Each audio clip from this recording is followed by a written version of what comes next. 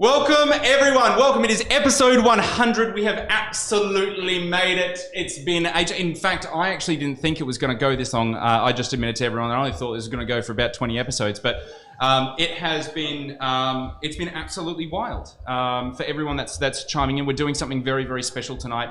As is the case with Wine for the People, we want to give the people what they want.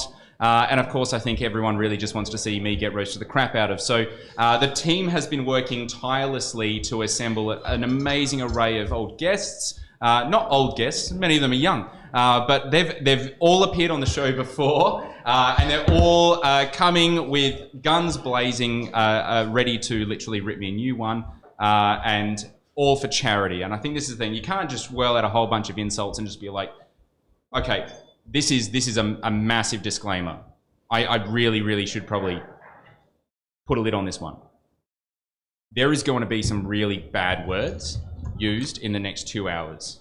So if you indeed happen to be watching with young children, maybe think about watching the recorded one after the show, because guaranteed there's going to be language that is used in the next 2 hours that absolutely will offend people. Now, why are we doing this? A very simple reason. I think it's incredibly politically incorrect to be celebrating a lot right now, especially in the food and beverage industry, and especially when most of our brethren across in Victoria are struggling as much as they are. They've got a second lockdown, and in many cases, they actually haven't had the amount of support that they have had in the first instance of the first lockdown.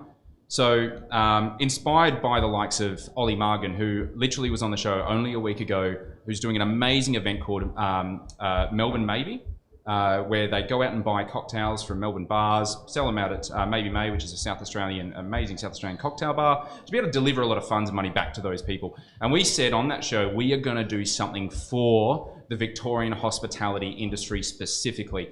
And there has been a charity, well, I guess it's a movement, that was really kickstarted called COVID-19 EAD, which stands for the Employee Assistance Directive, or as I found out, eat a dick, which COVID-19 totally can, in my opinion, to be absolutely honest. But essentially, it's very simple what they do.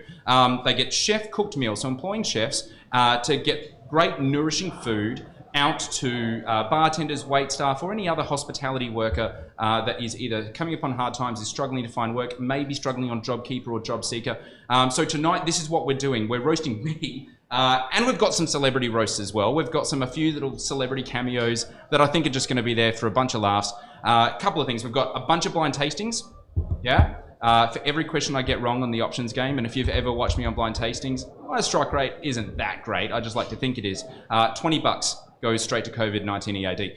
For every minute watch. Now, I'm looking down, and we've already broken the record for the most amount of continuous viewers on this show, and I'm pretty confident there's some households out there with like 50 phones that are all chiming in. We have 77 people. I can actually watch 77 people. So 77 for every minute, for every one of those individual people, 10 cents is going to be going to COVID-19 EAD. Our absolute mission in the next 2 hours is to get 100,000 minutes watched. 100,000 minutes watched, so share this out to every single group, every single person that you could possibly find to jump in and watch with, because at 100,000 minutes, we're donating $10,000 to COVID-19 EAD. Notwithstanding what we're giving people, you guys should give a bunch of these people as well. Donate here, you can actually see that up in the link, linked up in the description above. So definitely jump on there. $10, guys, $10. This is Melbourne we're talking about. So when it comes to Melbourne, it is the Epicurean heart of Australia. I think we can all pretty much agree on that. We do a pretty good job in Adelaide, in food, in Sydney, Brisbane, everywhere does a pretty good job. But we can all agree that Melbourne is really our Epicurean heart. So you would actually be feeding the people that fed you. Now, I think that's a really important thing for any sort of charitable thing. Is actually to consider the people that actually feed you. We've had people on this show, Nikki Friedley, for example, that sees her life as taking other people's pain away. Maybe you don't realise that when you go into a lot of restaurants, that wait staff are there, bartenders are there to actually assist you, getting you through a lot of the stuff that you might be struggling with. So this is a bit of a payback. It's paying it forward and making sure that we actually have a really strong hospitality scene on the opposite side of this incredible mess. Now, I'm here to be roasted, and I want to get straight into the roasting side of things. I don't want to be boring you anymore. However, there was one person that we actually chucked out a couple of invites to a few people. We were surprised who actually responded. So this is going to play through for the live-ins. We do have a live audience here as well tonight, socially distanced, of course. So I'm going to be using this to listen to. If you want to go and listen to the first cameo, we have it being projected down the back. The first cameo for tonight, and the person that honestly, Noah turned to me 5 days ago and was like, dude, how dope would it be if Flavor Flav announced your show? And he did. Let's see what Flavor Flav has to say. Hey, yo, check 1, 2. This is Flavor Flav for my man Brandon. Hey, yo, Brandon, guess what, G? I got a surprise shout-out coming to you, you know what I'm saying? Word up. Word up, G, on the strength. Hey, yo, check this out, Brendan. Hey, yo, everybody, Brendan wants to welcome the audience to his roast episode, you know what I'm saying? He runs a live stream to help food and hospitality industry in Australia. And it's episode 100 on Wednesday, the 12th. And he's raising money for a charity called COVID-19 EAD. You know what I'm saying? Doing the roast, the host, yeah, that's right, is Brendan Carter, G. Y'all, everybody, make sure y'all tune in to my man Brendan Carter, all right? He's got the roast. You know what I'm saying? And he's the toast. You know what I'm saying? And the most. You know what I'm saying? Word up, G, of the roast. You know what I'm saying? Brendan Carter, hey, yo, keep raising that money, man. You know what I'm saying? For real. You know what I'm saying? For COVID-19 EAD. You got me, G? You know what I'm saying? And not only that, but, yo, keep helping out, you know what I'm saying, the food and hospitality industry in Australia. You know, because, hey, they need people like you, Brendan. You got me, Brendan? Word up. This is Flavor Flav in effect for my man Brendan Carter in full effect, trying to help out the hospitality industry and food industry in Australia, because he ain't a failure, and I am here to tell ya. Word up, G. So check out the 100th episode, I guess, you know what I'm saying, right here with my man Brendan Carter, all right? This is Flavor Flav, and I approve this message. Dude, that is the sickest shit I've done in a long time.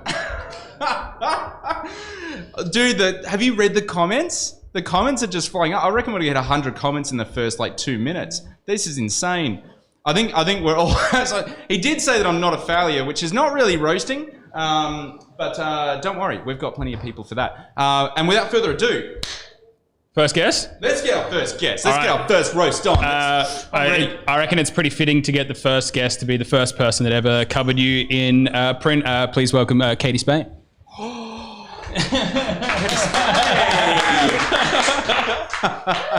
Hello. Hello. I am. We had words before. We've had many words before. No, because you know you're not one to roast. I'm not. I'd like to be nice, Brendan. It's not my strong point. I'm not a comedian, but I'll give it a shot. And the way I'm going to approach it, if this is okay with you, go right ahead. I'm going to interview you, because that's what I do as a journo, and you're going to roast yourself with your answers, I think. Okay. So let's kick things off. Was the decision to become a social media influencer an intentional act, or is that a side effect of mass popularity? I don't really consider myself a social media influencer, although I have managed. I think I woke up one day and someone was like, dude, I just sold 10 dozen wines because you really liked it. Fortunately, everyone else really liked it, but I realized there's power in this mouth. I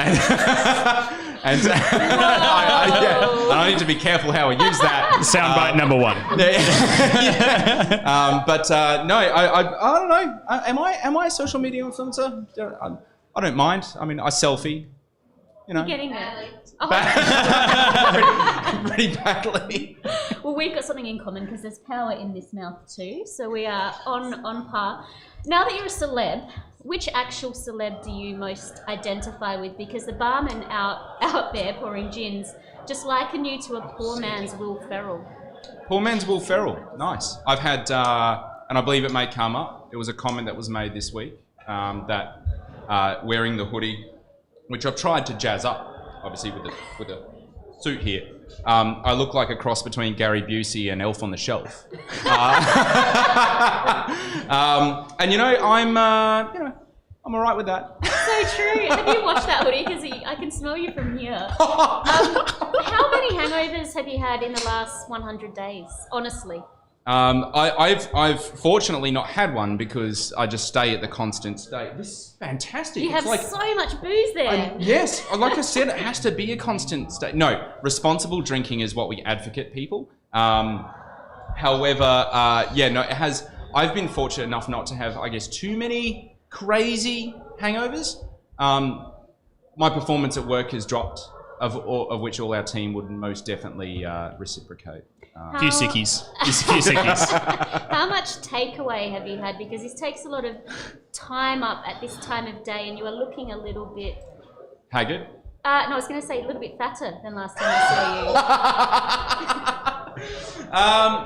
saw you. So I put on 7.5 kilos. Oh, really? I didn't actually read that at all. No.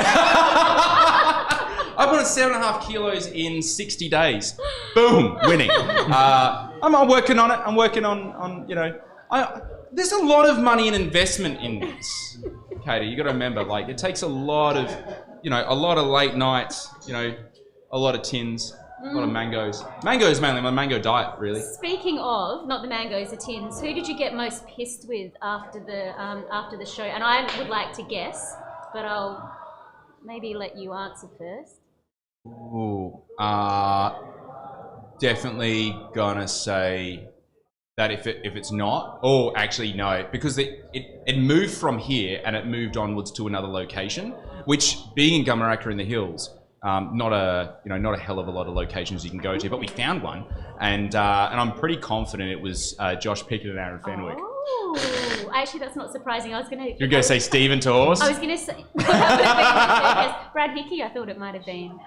Oh yeah, no, we gave that a nudge. Top three for sure. Okay. Top three for sure. Okay. Yeah, that was it. Just remember, you also had your 30th as well. Yeah, it was definitely my 30th. I watched that one. That was a progression of sorts. Yeah. It's. I'm sure. You know what? Rules are made to be broken. So maybe tonight. You're obviously on a bit of a mission, whether knowingly or subconsciously, to be the next Letterman. How's it going for you? To be the next Letterman. I've actually had to do some sort of like training on stuff because there's been some sort of not train smashes, but there's been guests that are really closed, and I'm sure obviously as a journo you would understand as well. It's like, how do you extract something out of them to be able to understand their story, their background a little bit more, and so yeah, I've had to learn actually, like, I'm a pretty shitty journalist. No. I'm not a bad conversationalist. Even when I first interviewed you all those years ago. Yeah, verbal diarrhea. You had a lot of words to give, so it's obviously I'm surprised when I speak for an hour with a journalist and they do it like 150. It's almost like a tweet. It's like 150 characters. This is what he said. I'm like, wow. I gotta, how do you select? There's an art to that. There's a definite art. Now, I hate to do this to you, but can you tell me who your favourite guest of the 100 episodes has been? Okay. Picking favourites amongst people that have all dedicated a lot of time to go here. No, honestly, there's one person that falls under the radar. Very South Australian thing, so people that are coming from interstate might not have heard of it. But you should go back and watch the episode because seriously, this guy is one of the people that make me absolutely stoked about wine. And the interesting thing about this is he didn't drink a thing. He can't drink at the moment. And that's David Ridge. David Ridge is this guy and the way he speaks, the way he talks about wine and wine culture, you can't help but to, it gets the fire going and it gets you. And we've got a couple others that are very similar here actually tonight, Andy and Sam. Both like I just want to get in a room with them and drink nothing but beer and talk about wine. That makes me, you know, utterly thrilled. Aside from the other massive one would be Nikki Friedley.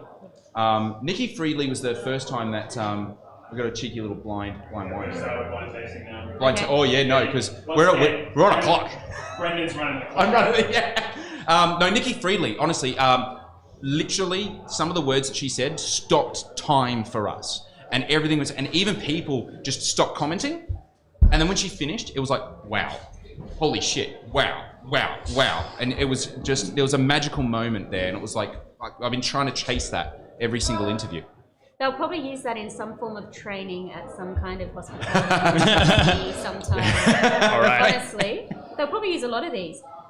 So this, I can't really say much about this one because you've got to guess. But I've got to guess, yes. because I'm first, and I wasn't meant to be first, Mark Camlay's running late. Thanks, Camlay.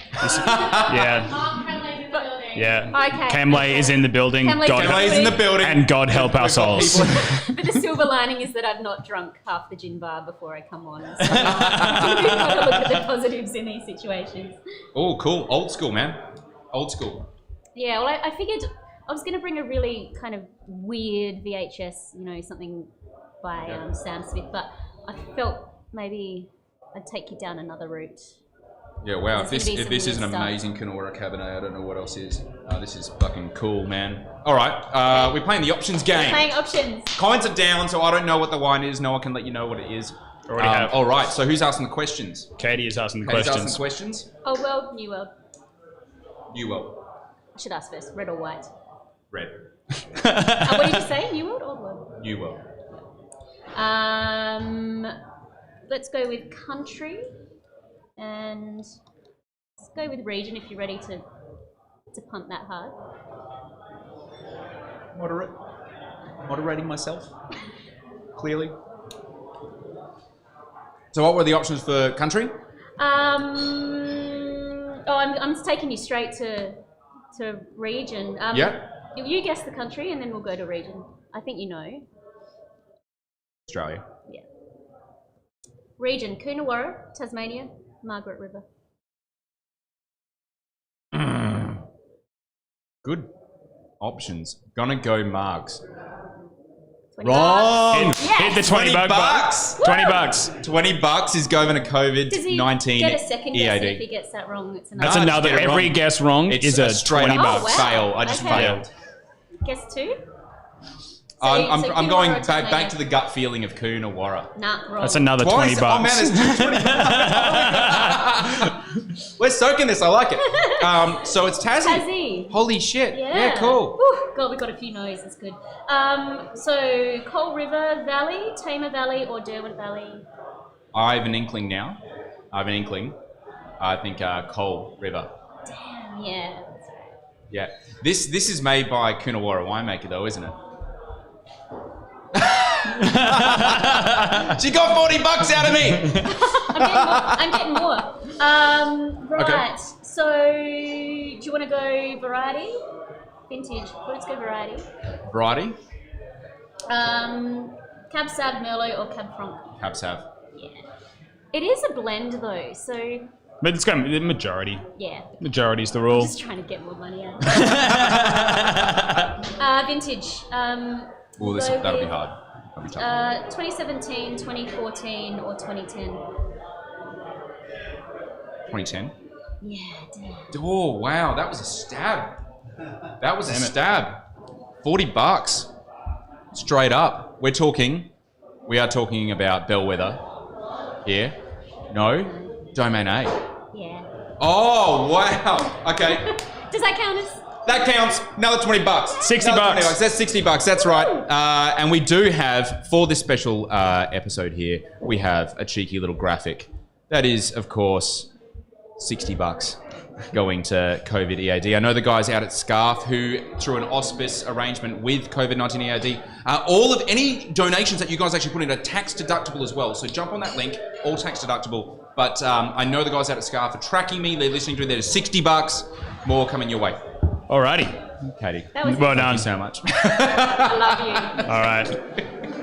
Woohoo! Thank you so much, Katie. All right, next up to the table, I think in-house this was the one that we were eagerly anticipating, the most piercing man that I think we've had on the show. Please welcome Josh Pickin. Josh Pickin.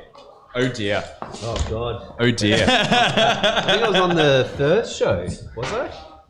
Were you the first guest? You were definitely in the top 5. First special guest. Special guest. So besides Laura, we went to Josh. Yeah. Special guest. Is that like a... We couldn't get any lower. Yeah, look, you're a very hard person to get dirt on, I must say. Yeah. And for people out there, Brendan's not from SA, so it's even harder.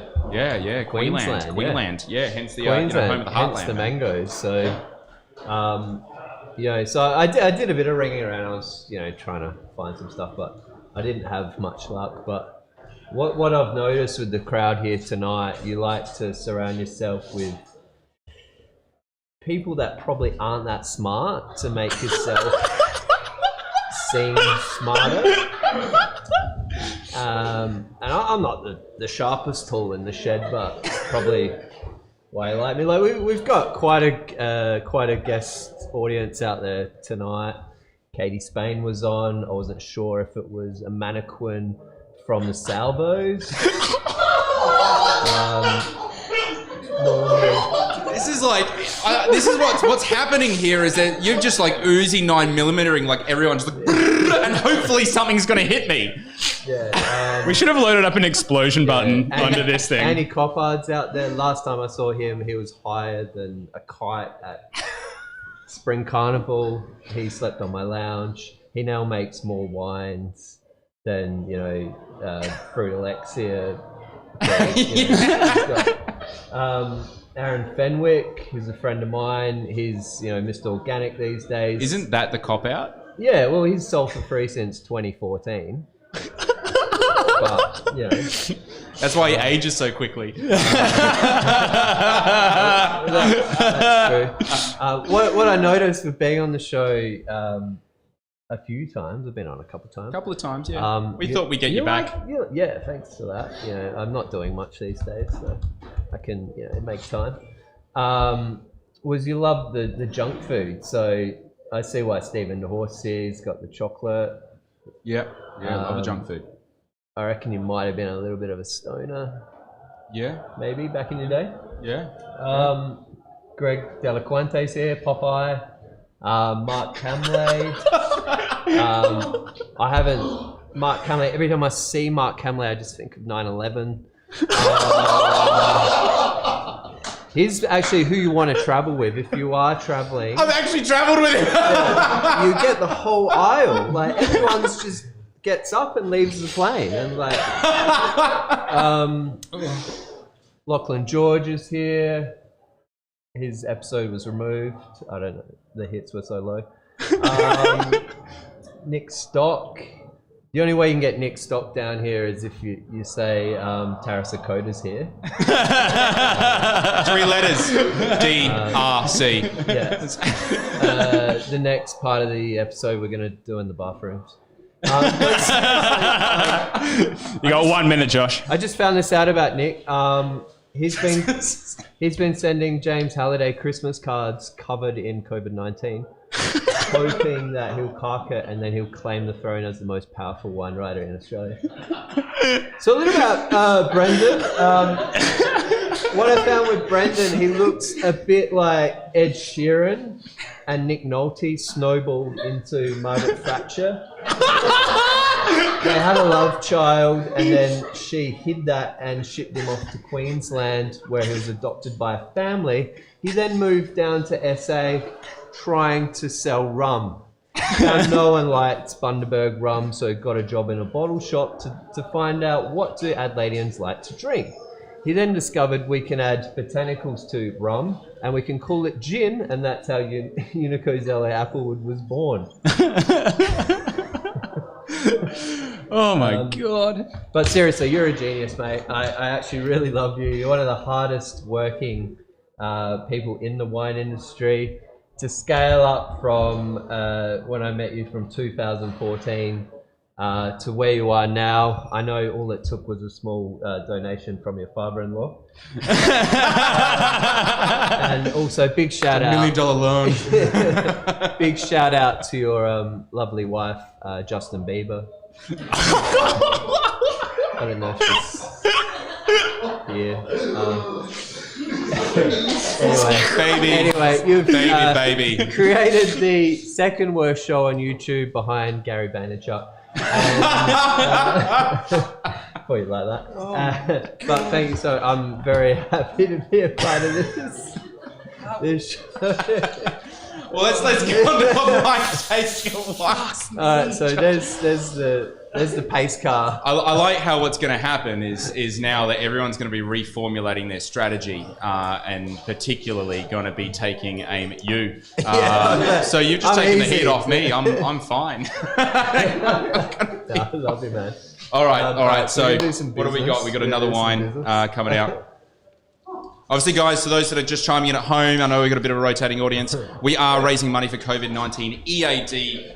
The link, the donation link, is in the description. You're going to be helping feed out-of-work hospitality workers in Melbourne who are going through a second lockdown. Very, very important. So definitely click that link. Oh, wow. Okay. Yeah, cool. All right, shoving the comments down. So I don't know what it is. So is this completely random? It's not the wine I bought, I hope. But I think it's a red wine. No, it's yours. It's your wine. Okay. I feel this is gonna. You just really want to. I'm just gonna give it to you. You have the big label energy awards, Josh. Like you brought Grange on the show. This feels like a BLE wine. It's not really. I guess it's more of a sentimental wine to me.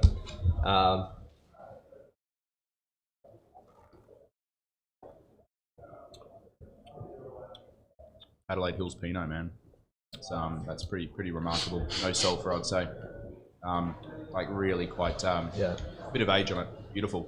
All right, options, me bro. Options. Okay, so Adelaide Hills Pinot. Or did I just guess all that way? No. Oh yeah, cool.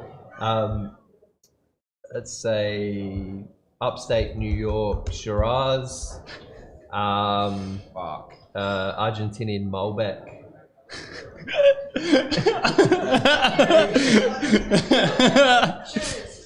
I'm sticking with Hills.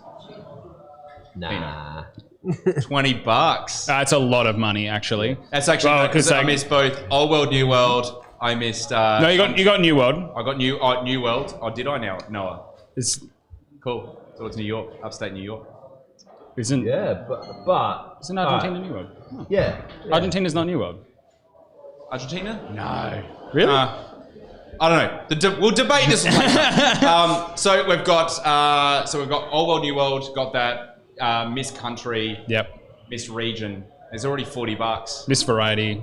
And Miss Variety. Yeah. That's $60. Oh, I'm $60 deep on this one. Yeah. Normally when I have these wines and you buy it at the venue and you think it's fucking awesome and you get home and it's really shit. So I'm glad you said it was Pinot. That would be pretty good. Okay, so we're upstate New York Syrah, right? Yeah. Yeah, cool. Banger. Yeah. But it's from... What vintage? It's actually from a winery set up in Brooklyn.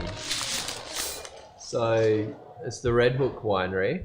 Yeah, wicked. And literally you're at their cellar door and you look out the door and you've got the Statue of Liberty just like there, and then you got this full-on winery. So real. It's super cool. Yeah, that's like the pinnacle of hipster winery. That is also like America. Yeah. This is how we do wine. Yeah. That's awesome. And everyone up there's the fruit cost from upstate New York is mega dollars. So of course they're literally getting what they can, and God knows what they're paying for that. But yeah, they're doing some cool things. So that was probably the least worst wine. Well, of course, that means that another $60 goes to COVID-19 EAD. Scarf, if you're listening, Chuck another 60 on that. Yeah, I think we're already about $100 now, which is 120 bucks, mate. that's not good average for you, mate. Yeah, right, it's not looking great. Well, thank you very much, Josh. So let's double it up from one member of the boys club to another member of the boys club. So please welcome Aaron Fenwick. Aaron Fenwick. It's like your alter ego. Yeah. Oh, there he is. It's like, have you ever seen what's that one with Danny DeVito and Arnold Schwarzenegger where they grabbed all the leftover shit and they created like Danny DeVito's character? Yeah, that. Yeah. Hey, Aaron. You call me Danny DeVito? No, I just called you leftover shit from Arnold Schwarzenegger. Oh, that's totally fine.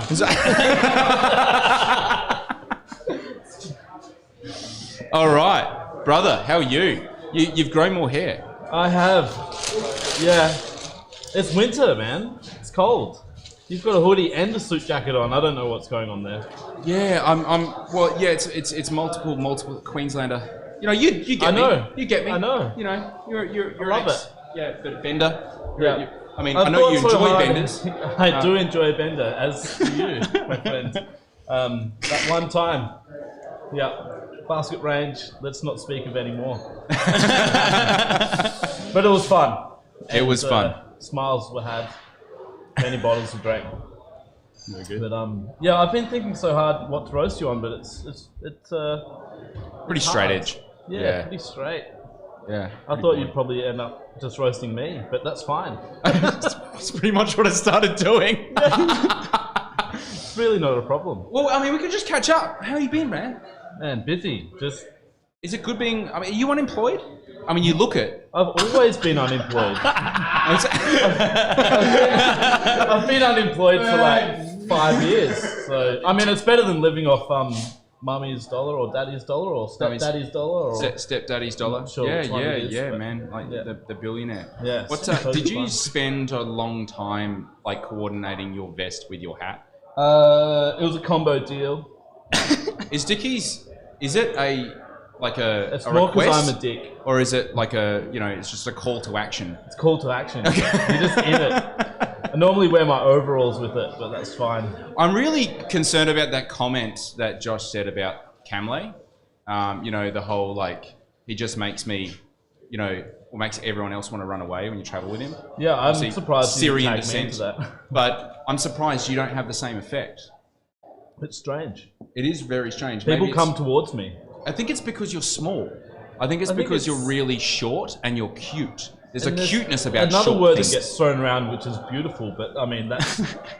I wouldn't say it's rare. Are you generally around other people that you would typically consider to be beautiful when you hear that word thrown around?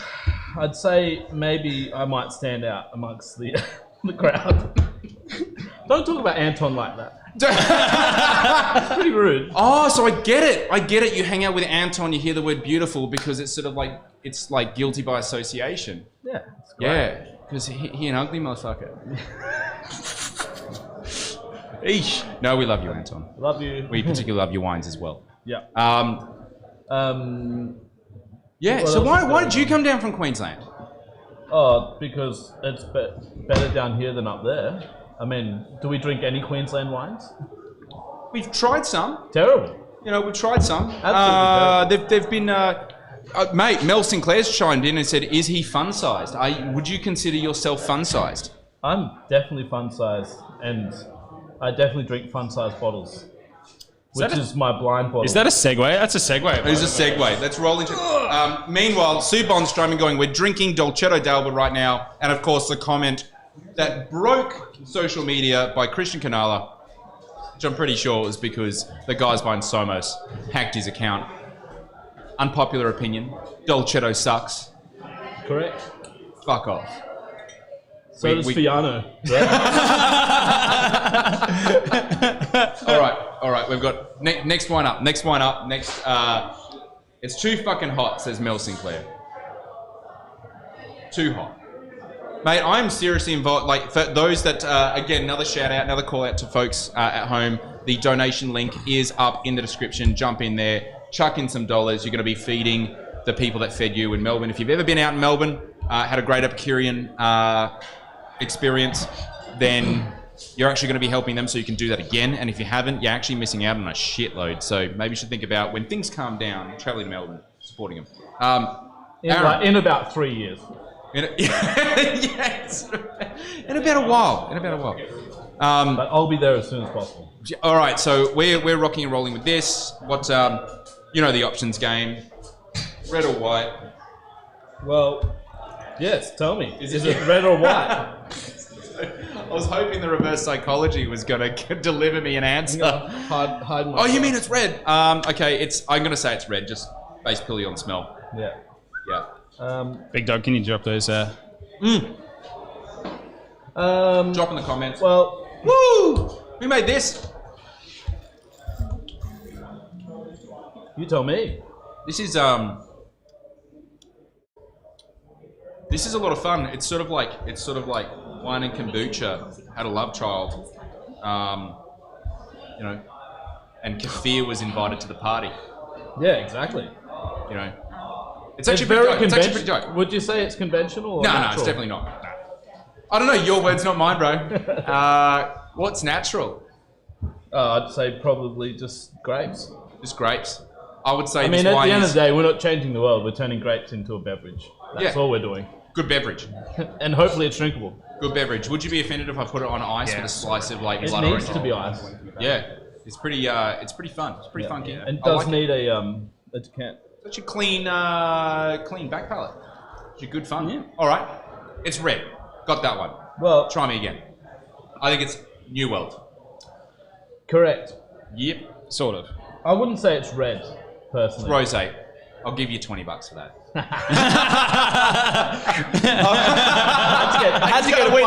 had to get a score. Well, you got runs on the board and we've got questions left. Let's keep rocking and rolling. What's up? What's next? What grapes are in it? Chardonnay, Semillon, Merlot, Pinot, or Sauvignon Blanc. So, and is it like a blend of it? Correct. Right. Okay. Chardonnay. Say that again. Chardonnay. So options are Chardonnay, Yeah. Pinot, Semillon, Yeah. Sauvignon Blanc, Merlot. Fuck it. 100% Pinot. Incorrect. $20. Yeah. It's mostly white. It's mostly white, and just you salt bathe some red in there, because I reckon you made this. That is correct. Oh, at least some dignity. Yeah. And I'm glad it tastes like kombucha. Love it. Yeah, right. Yeah, no, it's 2/3 white, which is Chardonnay and Semillon, and 1/3 Merlot. It's Vindaloo. Is this the wine you brought on the show last time? No. Why are you so insistent on making wine out of lees? Because it's great. Because the last one, my best wine. It's my best wine. I try to make these beautiful wines and It's probably fail because and when then you make don't add lees. sulfur to something, you're gonna need all that lees to be able to mop it up, bro. Exactly. The batonage that happens. Yeah. Honestly, dope wine. And the first wine so far that I've literally just consumed, just drunk. Smashed it. Yeah, smash it. Smashable wine, man. Well, it's not shit. It's not shit. It's not great. What is great is that you just got $40 out of me. Just to update, we're already over $1,000 for COVID EAD, which is Already over which is pretty sick. $1,000, guys. We want to hit 20 grand. We want to hit 20 grand for COVID-19 EAD, and you can definitely add another $40 to it that we're raising for tonight. Everyone jump in. Hey, guys, seriously, $10. What's $10? Cheers, Brendan. Cheers, Aaron. Yeah. I'll see you No. in the gutter later. Yeah. Well, that's, You're like a blackhead Zach Galifianakis. That's what I really. all right. We all know that Unico Zelo makes wine from a particular region. A lot of it. It's the Riverland. So we Riverland. thought we'd bring on the actual best winemaker from the Riverland. The best winemaker in the Riverland. The best winemaker that makes wine from the Riverland. Just in general. Yeah, absolutely. Congrats, Gregorio. Greg. Mate, thanks for joining us. What's up? You're the red tins, mate. Every time we had that this. 4X is unequivocally the worst beer that's produced in the entire world. I cannot believe that someone with such an impeccable palate would punish it with such dross. But Because what can I say? Because it's I have a robust palate. You know, it's some would call it bulletproof. I wouldn't. We'll find out more about that later. All right, so we're ready? We're going to do this? Yeah, man. Right, Just tear into it, man. Mate, I thought about this, and I just thought I'm just going to go for it, all right? Do it. Here we go. All right. Rock and roll. Brendan Carter. Well, what can I say about this guy, right? Brendan Carter starts his own internet television show that no one asked for. It's true. It's actually true. Does 100 100 episodes, invites all these people up to his fancy winery with his expensive equipment and big barrels, blah, blah, blah, and gets people to roast him. I thought that my nose was going to be the biggest thing in the room tonight, but clearly it's your ego. Actually, and then Josh Picken walked in and made me feel better about the nose. I think it's pretty close. It's pretty much one for one. Yeah. We're working on it. I'll beat him one day, though. Good. Well, anyway, look, mate, it's one of those things like you walk around with your camera, with your phone, taking selfies all the time, videos, like anybody cares about them. Like no one gives a shit about your selfies. It's a cry for help, Greg. It's clearly you're self-obsessed. That's the problem. Yeah. Why wouldn't you be when you're me? You did an interview on your own show with your own wife and somehow made the whole thing about yourself. How self-obsessed? Like seriously, how self-obsessed are you? I know for a fact that you only invited Nick Stock because you like to see your own reflection in his head. I'm so excited for people to meet Nick Stock now. Why is it that Nick Stock's the butt of everyone's jokes? He's short, he's bald. Anyway, look, also you say some stupid shit. I just say a lot of stupid shit. For example, you use the word dope all the time. It's dope, man. This is dope, this wine's dope, that's fucking not dope. You sound like an idiot sometimes. Really, but I know you're a smart guy. Clearly, you're a smart guy. I don't know if many people know, but Brendan and his beautiful wife Laura live in what they term a tiny house out the back of the winery. It's an esky, actually. Yeah, it's a gigantic esky. Very small house, but you did that on purpose. I know that you did that on purpose because it makes you feel bigger downstairs. I know for a fact that you stand in front of the mirror naked and you go, Laura, come look how big my schlong looks in this tiny bedroom. It looks huge. You know why there's all these circuses that are going out of business? I'm going through and buying all those mirrors, actually. Just to expand the size of your schlong. Girth is everything, apparently. Apparently, look, it's fine. It's Laura's story, not mine to tell. But look, I know. Look, you make some beautiful wines. You and Laura, just wonderful Laura. wines, and some really, really beautiful wines from the Riverland as well, which is where I make wine from, where I grew up.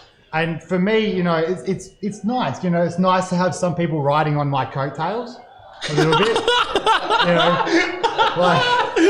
I think it's flattering to some degree. I think it's really nice. Oh, that's so good. Mate, there's got to be an alpha and omega. There's got to be, we're there to make you look good. Although I just want to interject that someone chimed in saying my mum just called me and asked if Josh Picken was one of the extras from Deliverance.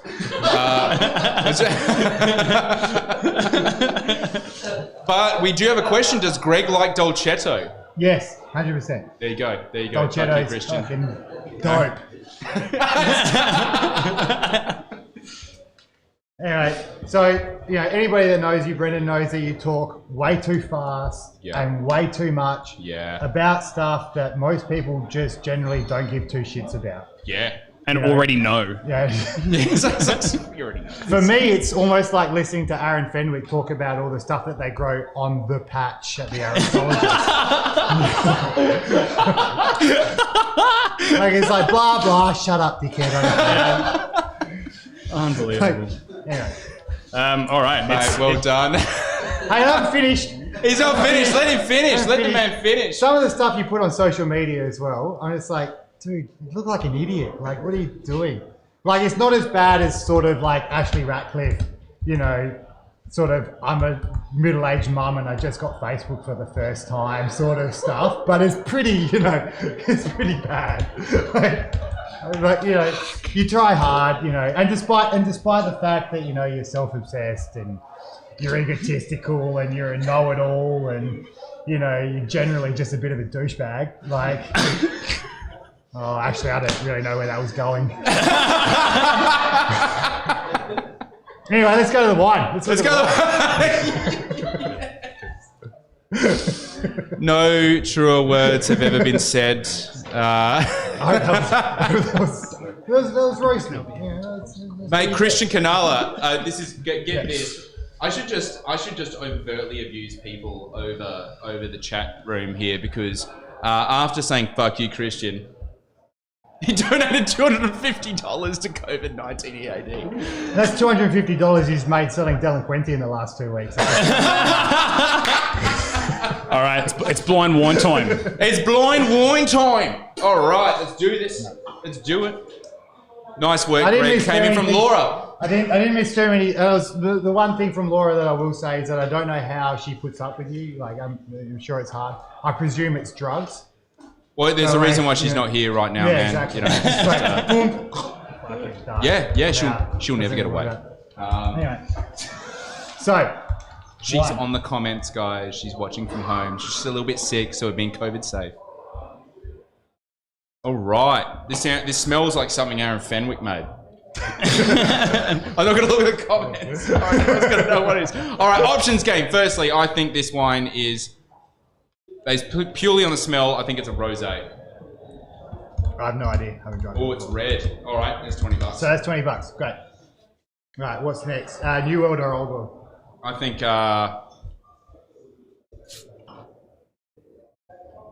it's Old World. Correct. Yeah, right. What are we saying? Italy, France, Spain. France. Correct. You know why? Why? Because wines that Aaron Fenwick makes always look like wines out of France and out of a particular area, France in particular. Okay. The earthiness. Okay. This is going to be. Rusticity. This is a surefire $20 because I'm not going to give you three options. The area, the region. Okay. I think it's Jura. No. I think it's Arbois. No. Okay. $40. I don't know how it's pronounced. It might be Bougie or Bouguet. Oh, nice. So we're in Bouge. Bougie. Is this Beaujolais territory? No, Bougie. Bougie? Isn't that in Jura? B-U-G-Y. No. It's a different fucking ASC now. Just shut the fuck up. Once again, no, it all strikes again. I don't know anything about wine. It's just, I don't know why for 100 episodes anyone watches me. Anyway. So, what are we down to? What's left? So we're in Bougie, but is Bougie, where's that, like, is that Loire, Jura, or Beaujolais? It's my understanding is that it is, what we say, west of Beaujolais. Yeah, south right. Of, like, near Lyon. Yeah, right. Who would want to make wine there? No, fucking, I don't know. Aaron Fenwick would. That's it. That's right. That's okay. It. Right, so, variety. Okay. Again, surefire $20. Hit me. I see a growing strategy here. Yeah. Where options, like, we're no longer playing the options game. This is not options anymore. This is Tell me what it is. You can handle the truth! Okay, so this is, I think this is Gamay. Gamay. Wrong, it's Mongoose. No one's going to fucking guess that. Every time I hear someone say Mongoose, I think of Mongoose. And I don't know why. You know how many times I've heard people say Mongoose? Twice. I said it and you said it just then. Yeah, right. Well, that's another $20. That's $60 going to COVID-19 EAD, mate. Thank you very much. And that's it. Oh no, we got one more. What We do got one more. Let's soak it, man. Let's soak it. Vintage. Vintage. Yeah, vintage. I'll give you options. Nah, I'll just have stab. Nah, I'll give you options. Sure, man. 15, 16, 17. 15. Fuck, shouldn't have given you options. Suck. All right. Thank you. That's another $60, guys. That's another $60 straight to COVID-19 EAD. Yeah, thank you Cheers, so guys. much. Thank you. So much, Greg. Mate, well done. All right. Cheers, brother.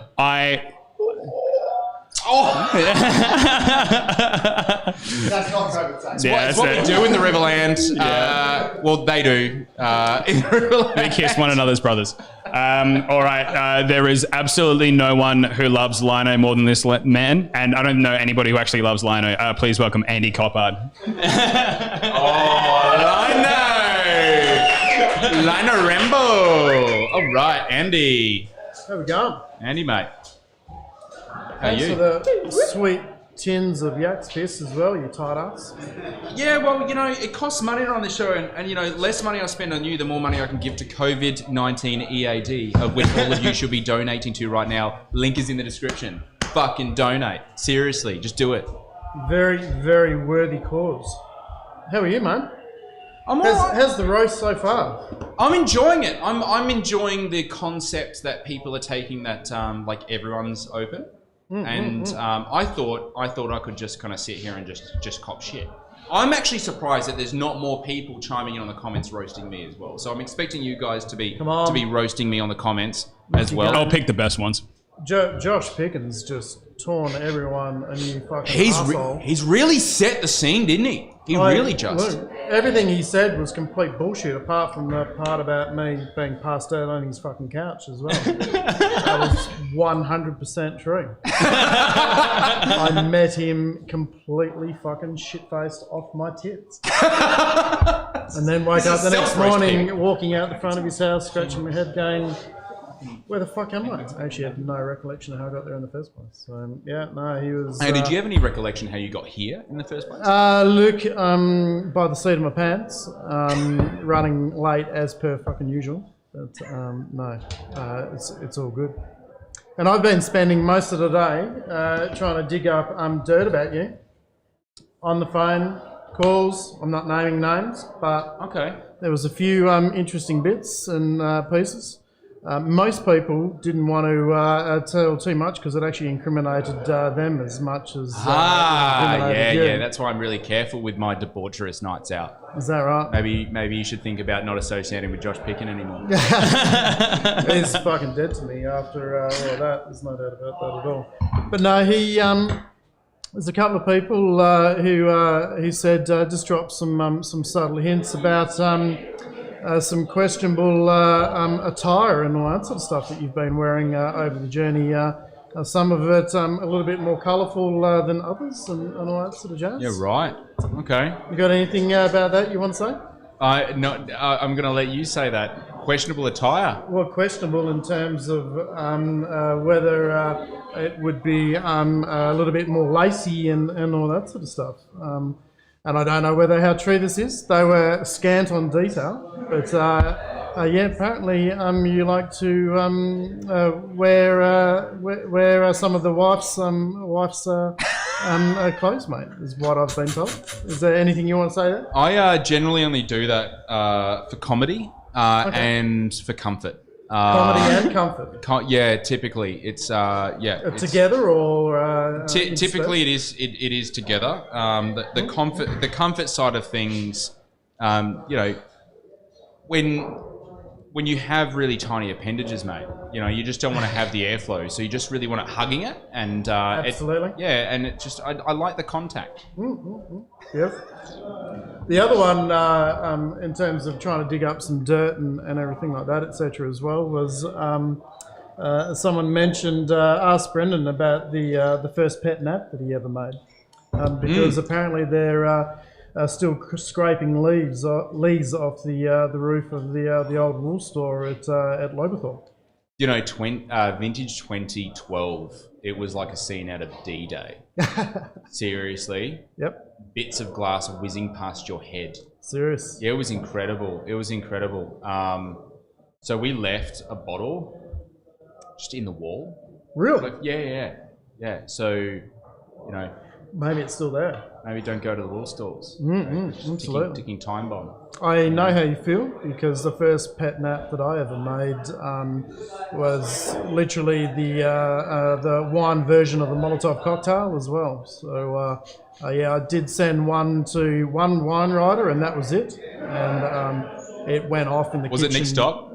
No, it wasn't. Sadly, I wish it was. But no, the wine Was it Katie writer Spain? will remain nameless. But yeah, it went fucking everywhere, and that was in. We pulled the pin. I thought I'll test drive it with him first. No, it didn't work, and I want to see an infographic of the industry of winemakers that did pet nat once and failed, and ones that continued to do it. well, I was dumb enough to have another go and all that sort of stuff. So yeah, we've made a few since then. But Nice. yeah, learned a lot from the first mistake and all that sort of stuff, etc. as well. So yeah, giddy up, mate. Alrighty. Do you believe that getting high makes you a better winemaker? I used to, absolutely. I've been reasonably sober these days and everything like that, but certainly back in the day, right back in the day, I seriously used to get cooked all day, every day. So yeah, that was job's on, mate. Job's on! It definitely worked. There's no doubt about that at all. Alrighty, it's blind wine time. It's blind wine time. All right.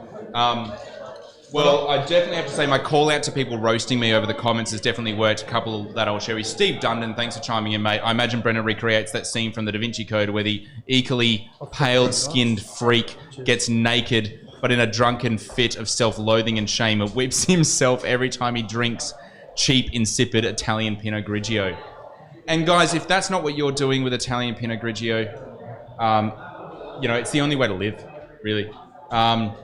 I heard that Brendan made his first batch of Esoterico by playing Goon of Fortune and choosing which barrel to pick from next.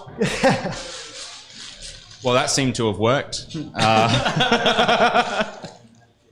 It's a beautiful thing. Fuck, pour some. Alrighty. Oh, hello.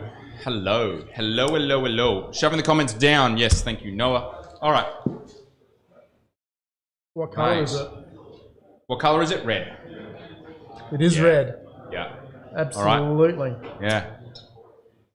Old world, new world. I'm just gonna smell this. I'm not gonna taste it. I'm just gonna smell it. I'm gonna see how good I am. Fucking hell, cocky. I like it. Yeah. I'm gonna taste it. All right. Yeah, sweet. Yeah, cool. You can taste it if you want. I'll give you permission. Red Riding Hood. Has anyone ever called you Red Riding Hood with a fucking hoodie? No, Elf on the Shelf is what I got. Elf on the Shelf? Crossed with Gary Busey. Serious. Yeah. Gary Busey and Elf on the Shelf had a love child. I think it would have hurt for Gary Busey. Possibly some splinters. Brilliant. Absolutely. Is Brilliant. Elf on the Shelf a dude or a chick? Don't know. Maybe. Someone? Anyone? Google it. Maybe we need to get high. Okay, don't tempt him. He's sober.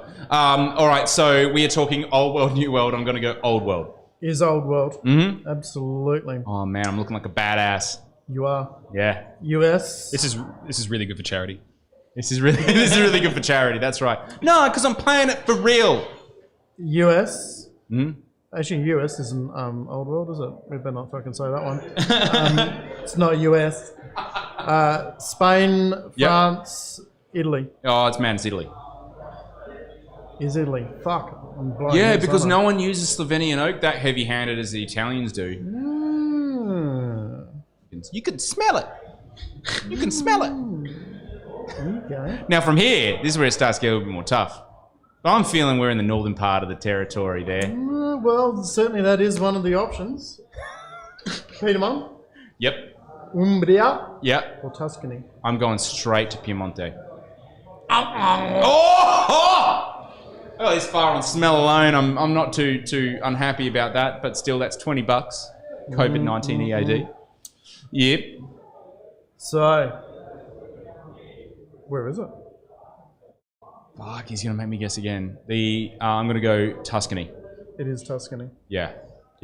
Because So- all the Piemonte money came down south, started dosing up all that Sangio and sweet Slovenian oak. Is Gorgeous. It's a gorgeous wine. Cheers, yeah. It's a gorgeous, actually not too bad. beautiful wine. Massive shout out to the guys at East End Cellars who picked this one for me this afternoon. And all This is the sort of wine. The only reason I could do probably that off smell is because this is the wine that I gravitate towards and just smash with monotonous regularity when I can afford it, which isn't very much tonight because I'm giving away so much money. All right, let's do it. Tuscany. Yep. What is it? A blend or is it a varietal? Do you ever believe when Italian puts a single variety on a label? Never. Fucking liars, the lot of them. The amount of Merlot I put in Barolo DOCG, amazing. So I'm gonna go with a blend. It is blend. Okay. Absolutely. Cool. So, is it more Sangiovese predominant or is it more Cabernet predominant? Oh, Cabernet predominant. It is Cabernet predominant. Bit of red herring there. Bit of a red herring. And vintage? 2013, 2015, 2017. 15. 17. Another $20. Another $20. Want to have a shot at the producer? I'm not giving you options because I don't know enough of them in this neck of the woods.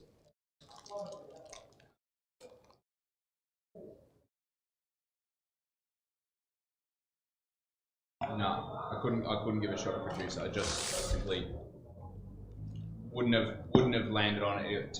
Tenuta San Guido. I really love the Guido in their name. Did you ever listen to Guido Hatzis? You guys remember Guido Hatzis? You're a beef eater, mate. Yeah, fucking beef eater. Yeah. We need to bring back Guido Hatzis. No, we don't. Most politically We really don't. incorrect person ever. Let's stop. Yes. Thank you so much, Andy. That was an amazing. What's going to happen? Honestly, that's an amazing wine. That is utterly stunning. Cheers. Seriously? And it's fuck it, $60 to COVID-19 EAD. Lock it in, Scarf. Let's do it. A massive shout out to all the guys doing it tough at the moment as well, particularly in Victoria. We love you guys. We miss you guys. Stay safe. And we'll fucking see you all soon. Yeah, because seriously, guys, Donate, everyone, please donate. we love traveling to Melbourne for all, but we like living in Adelaide because we just hate people.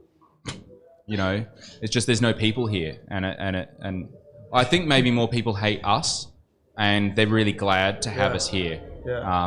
You know, what's the thing? Proof that Tasmanians can swim. That's South Australia. Wait, didn't you come from WA? Absolutely. Yeah, man. All right, It's we're a going to long way have to to... fucking swim. They didn't really want you. They didn't want you there either. Yeah. All right, Andy. Cheers. Thanks, mate. Cheers, Thank brother. you very much. We're going to actually have to call this one in. This one's being phoned in. This one's being phoned in. Yeah, we've got another famous face on the way. Yeah, right. Yeah. Oh, Yeah. right. We'll show Yeah, you know. no, we did. No, because we got a couple of other... It is time. Holy crap, guys, it's been an hour. Mate, it is time for our second...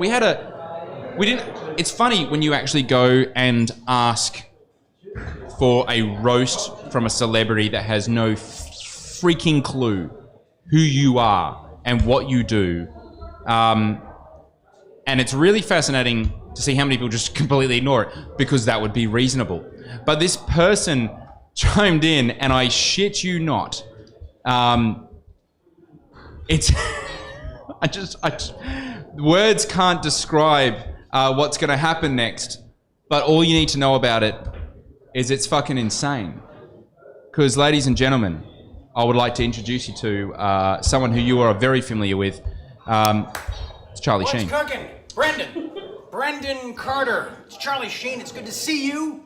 I understand that you run a live stream to help the food and hospitality industry in Australia, and This right here is episode 100, COVID-19, EAD, Roast the Host, Wine for the People. Wine for the people, yes. And where else should wine wind up but with the people? No wine for this guy anymore, which is good news because that means there is an ocean more of wine available for the people. Brendan, I just gotta say that nobody really gives a shit that you know your Bordeaux from your Burgundy. Okay. In fact, you've even gone as far to confuse your Bordeaux with frickin' Ron Burgundy. So, but the work you're doing today is amazing, and you're helping a ton of folks. And I'm honored to have received this invite. I hope this wasn't a complete train wreck. If it was, apologies. If not, rock on, my man. I'm out. Dude. Dude. I reckon I would have to say that Charlie Sheen would be the most applicable person to talk about train wrecks. It's like absolutely. But I tell you what, as it's cool and humbling, I mean, how fucking cool is that, man? We had Charlie Sheen chiming in saying what we're doing is a good thing. So if you're just chiming in now, click the donate link in the description. Obviously, you can see the ticket. We make it really freaking annoying for you guys to actually watch us. We do it for a reason, because we're donating and we're raising money for a charity for a very, very good cause. So definitely jump up into the description, click the donate button. We're trying to hit 20 grand. For every minute that you watch, 10 cents is going straight to COVID-19 EAD. Now, I have a theory though, Noah. Yes. I have a theory that no one really wants to know what Flavor Flav thinks. No one really wants to know what Charlie Sheen thinks. People want to know what the internet thinks. People know what people think, you know? And this is a perfect little segue because, of course, if you've been following the episode, it's episode 100, following the live stream. We usually do an hour. We're doing a special tonight, so I know there's a lot of Applewood fans that are chiming in right now that they're usually used to getting their Applewood fix, because Henry Hammersley, who's our brand ambassador based in Victoria, he's been actually taking over the live stream after the first hour and talking about cocktails, having a bit of fun, but also giving a bit of a G up to the industry over there. And he's doing an incredible job. So we asked him to roast me. Now I haven't seen this video at all, so he could literally just be quitting on the spot and just like, this is his ultimate like mic drop. Like, I don't know what the fuck is going to happen. But he said, here's a video, upload it, hit play, and listen to it. So I'm going to be listening to it. It's going to take over the whole screen. You won't really see my reaction because he requested it. So, mate, chime in. Henry Hammersley from Applewood, he's got an announcement or something to make. Well, hi there. Now, since I haven't been with the company for a massive amount of time, I felt a tiny bit uncomfortable roasting Brendan. That's not to say I couldn't do it, it's just to say too soon. So I've turned to the wonderful world of Reddit, specifically the subreddit Roast Me, and we put up this photo of Brendan. So now I'd like to present Brendan, the internet hates you. Alrighty.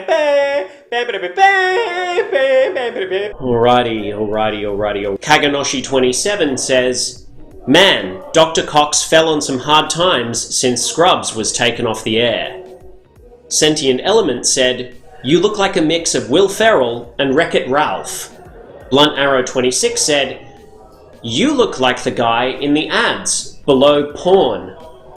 Andy Brown 65 said, the Australian winemaker, the classic wanker, but to find one who drinks 4X as well is a double bonus. You can actually see the circumcision scar on his forehead. Elting44 said, the same amount of people are buying that you are 30 as the amount of people who are buying your shitty wine. Enigma9753 said, winemaker, You know you have to clean the bathtub if you want to upgrade it from moonshine, right? Oh man. Master K00 said, how about instead of spending money on winemaking, you can save up enough money to move out of your mum's basement? Sorry, that's still fucking good. LeBran said, can I have some of that wine to forget about looking at you? Dom1N1K19 said, Jack Plotnick just called me and told me he needs you to play an alcoholic for his next film. Nephis Golf Driver said, you simultaneously look like a soccer coach and the soccer coach's son who is on the team. Some of these I honestly can't read out because they're so mean. Jokey O. Radovi said, if constipation had a mascot. The Real Uda Bear 001 said, you look like Gary Busey crossed with an elf on the shelf. Next Level Savage wrote, no need to type anything because with those ears I bet you can hear what I'm thinking. Ooh. Mad Maz 86 said, you look like a promo for a shitty YouTube video. And 49 Gold said, nobody cared the first time, Dollar Tree Will Ferrell.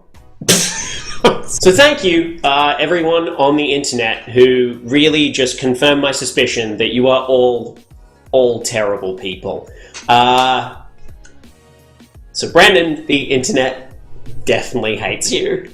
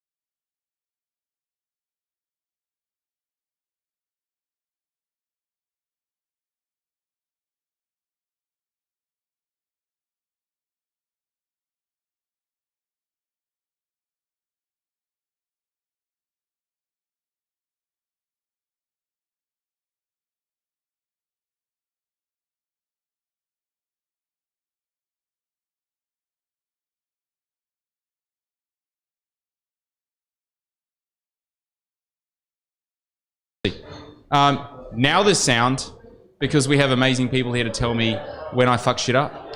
But welcome back. Thank you so much for joining in. Guys, we're talking about Dave Lawson, we're talking about Bridge Road Brewers, we're talking about Hoppy Sour because I've graduated 4X Golds. I have another Hoppy Sour there and I've been sitting here for an hour and fidgeting a little bit because my bladder is slowly filling up. And I know that I have a number of guests to work through on this roast. So this one here, though, this one here comes from outside the wine industry. We're talking about something a little bit different. We're talking about beer. We're talking about, you're roasting the shit out of me. I don't really have a lot to roast you about, unfortunately. But the only thing I can think of when I look at you, especially in the clothes you're wearing right now.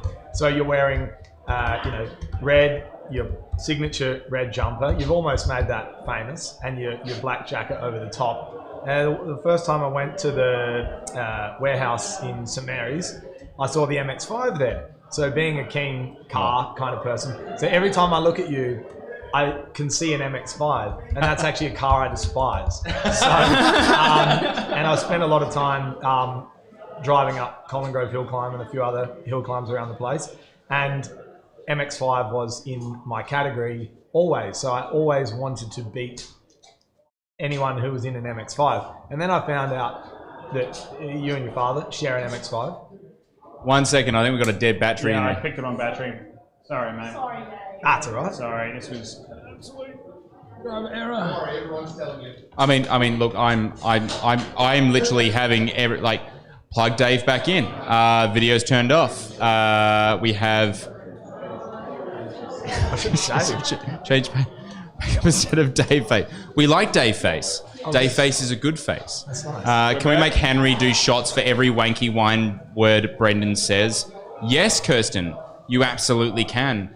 How far back into my MX5 diatribe do I need to go? I'm going to say a little bit. We're back.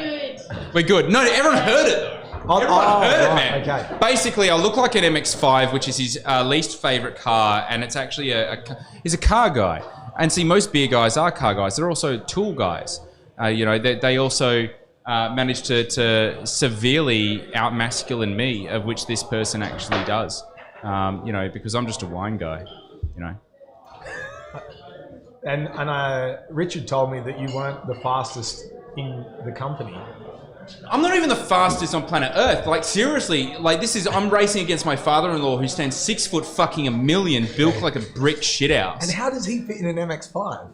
Mate, like a fucking glove. Like, seriously, the really tight gloves? Yeah. You like the snappy, yeah. we're gonna enema style now? Yeah. Yeah. Basically like an enema.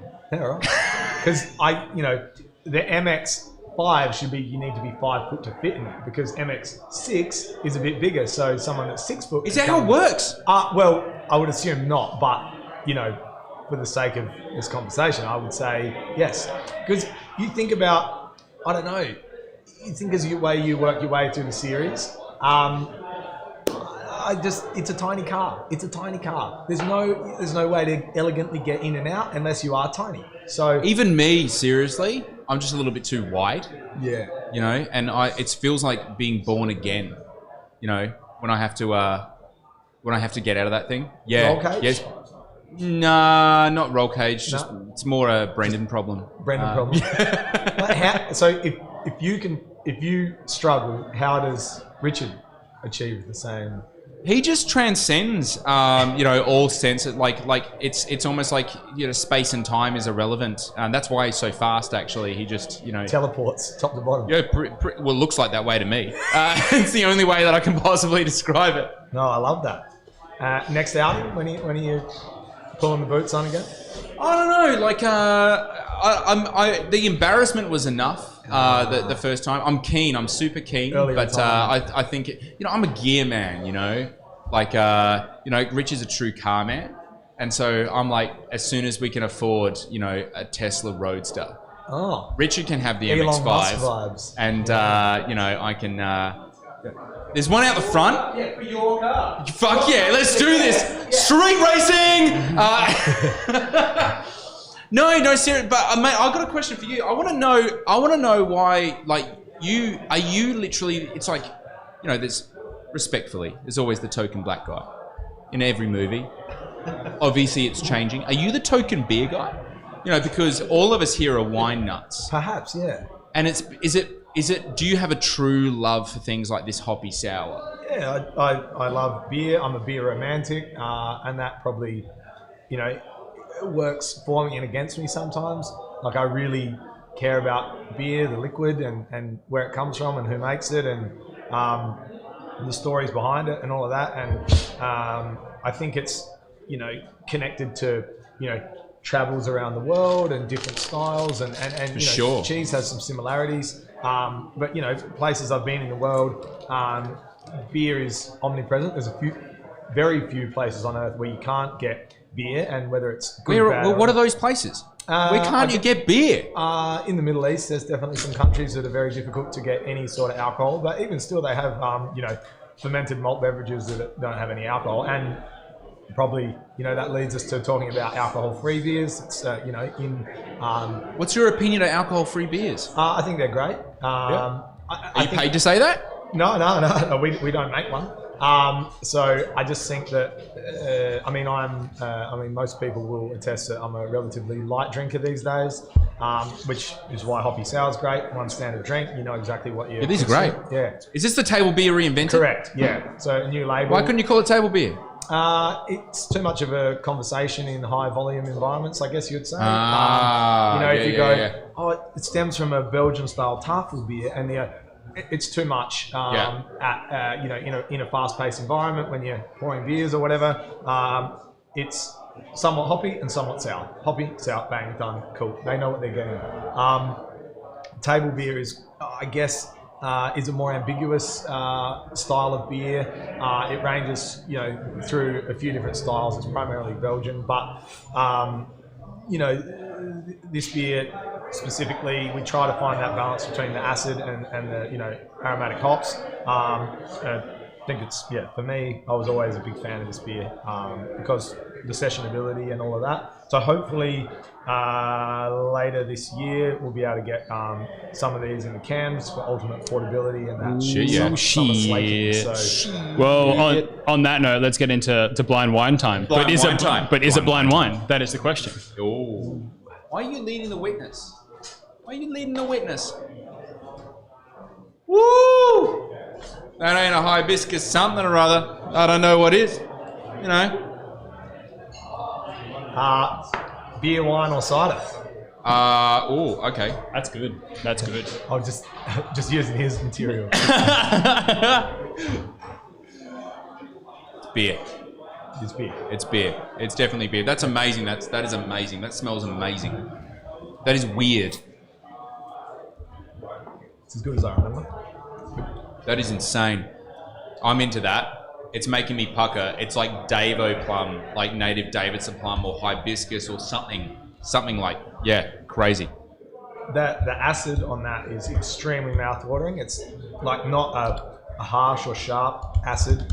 I can't give too much away yet. Yeah, don't give too much away. What's the next question? Country of origin. Shit. I'll just do continents. No one just make me guess. I'll just guess. I'll just pick a country of origin for this. Yes. Beer countries. Man, I don't know beer. I don't know beer that well. Stephen Tehorst over there, who has such a high opinion of me, which he's going to prove wrong later on, there's no opinion. I don't really know beer. I am going to go with Germany. Wrong. $20. 20 bucks. 20 bucks. All right. Not Germany. Not Germany. So straight away, the reason why it could never be Germany, well, not never be Germany, but definitely not Old World Germany, is because of the purity law, the Reinheitsgebot, 1516. The fucking what? Reinheitsgebot is a German purity law where all the brewers. It's a over 500-year-old agreement. Oh, good. Predates 40s. It's great. Yes, purity laws predating the 40s. Yeah. Very good. Yep. Well before that time. Okay. Cool. We're going to go down a real dark place. Beer can only contain water, malt, and hops. Yep. And then yeast was actually added later as the fourth ingredient. And really? Still to this day, because I guess I assume things were spontaneously, fermenting. That was 1516. It was a while ago. Yeah. So not from Germany. Not from Germany. Okay. Northern Hemisphere. I'll give you that. Belgium. Incorrect. But they are famous fruited beers and $40. $40. Yeah. Put me out of my misery. Where's it from? USA. Wow. Well off. But you could be forgiven on Belgium because of the fruited component. USA. It's from the northeast of. It's from Michigan, northeast of America. It's from Michigan. Yeah. Real cold place. Yeah. So it is an American wild ale by style. It's fermented in an American oak foeder, which is, as you know, a glorified barrel. Yeah. BABs, big ass barrels. Big ass barrels, yeah. So which fruit or vegetable or otherwise does it do a secondary ferment on?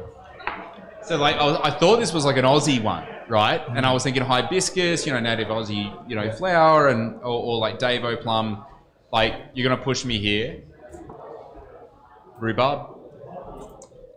It does have the rhubarb-esque acidity. However, you're wrong. Oh! Cash. $60! Yeah, right, okay. All right, I'll make it easier for you. It's a berry. I'm narrowing it down. Definitely. It's all the berries. Right, okay. It's one single berry. You know, I'm thinking there's like some niche shit out here, like Ligon berries and stuff like that. You know, It's not Ligon berries. That wasn't a guess. It wasn't a guess. It wasn't a guess. Don't charge him 20. Strawberry. Wrong. Is Yeah, that 80? now? Is that 8? Is that That's 80 bucks? $80. 80 bucks.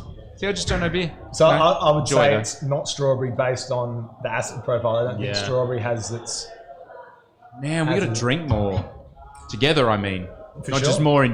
more in general, maybe. But Yeah. just definitely We've got to support the together. industry. We have to drink more, everyone. Starts with a B. Boysenberry? Correct. Seriously? Yeah. Wow. Yeah. When was the last time you had a boysenberry? New Zealand. Ice cream. Ah, yeah. Your boysenberry ice cream. Yeah. Steve, again, you do this thing where it's like, and it's like.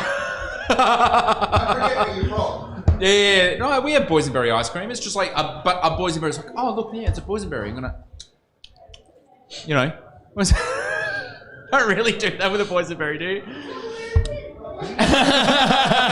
Well, All right. thank you, Dave. That was so good. Dave, That thanks beer was so much for actually taking part. friggin' That was delicious. fucking awesome. And there's another $80 to COVID-19 right. EAD coming to them. Oh. Mate, so cool. So freaking cool. Okay, Brendan. Yes. I've only got one thing to say to you. You have one thing to say to me? Damn. Damn. I fucking love fermenting. Lockie George. Please welcome Lockie George. Lockie George, people. Mate, you are dapper AF. To be Oh, honest, you have notes and cards and shit. This is why we thought definitely I was the need only to. one dressing up, but Well, you know, I called the guy. He sorted me out. But, I couldn't ditch the hoodie though. yeah, it's not a look, man. It's not a thing. Oh, and we begin. All right.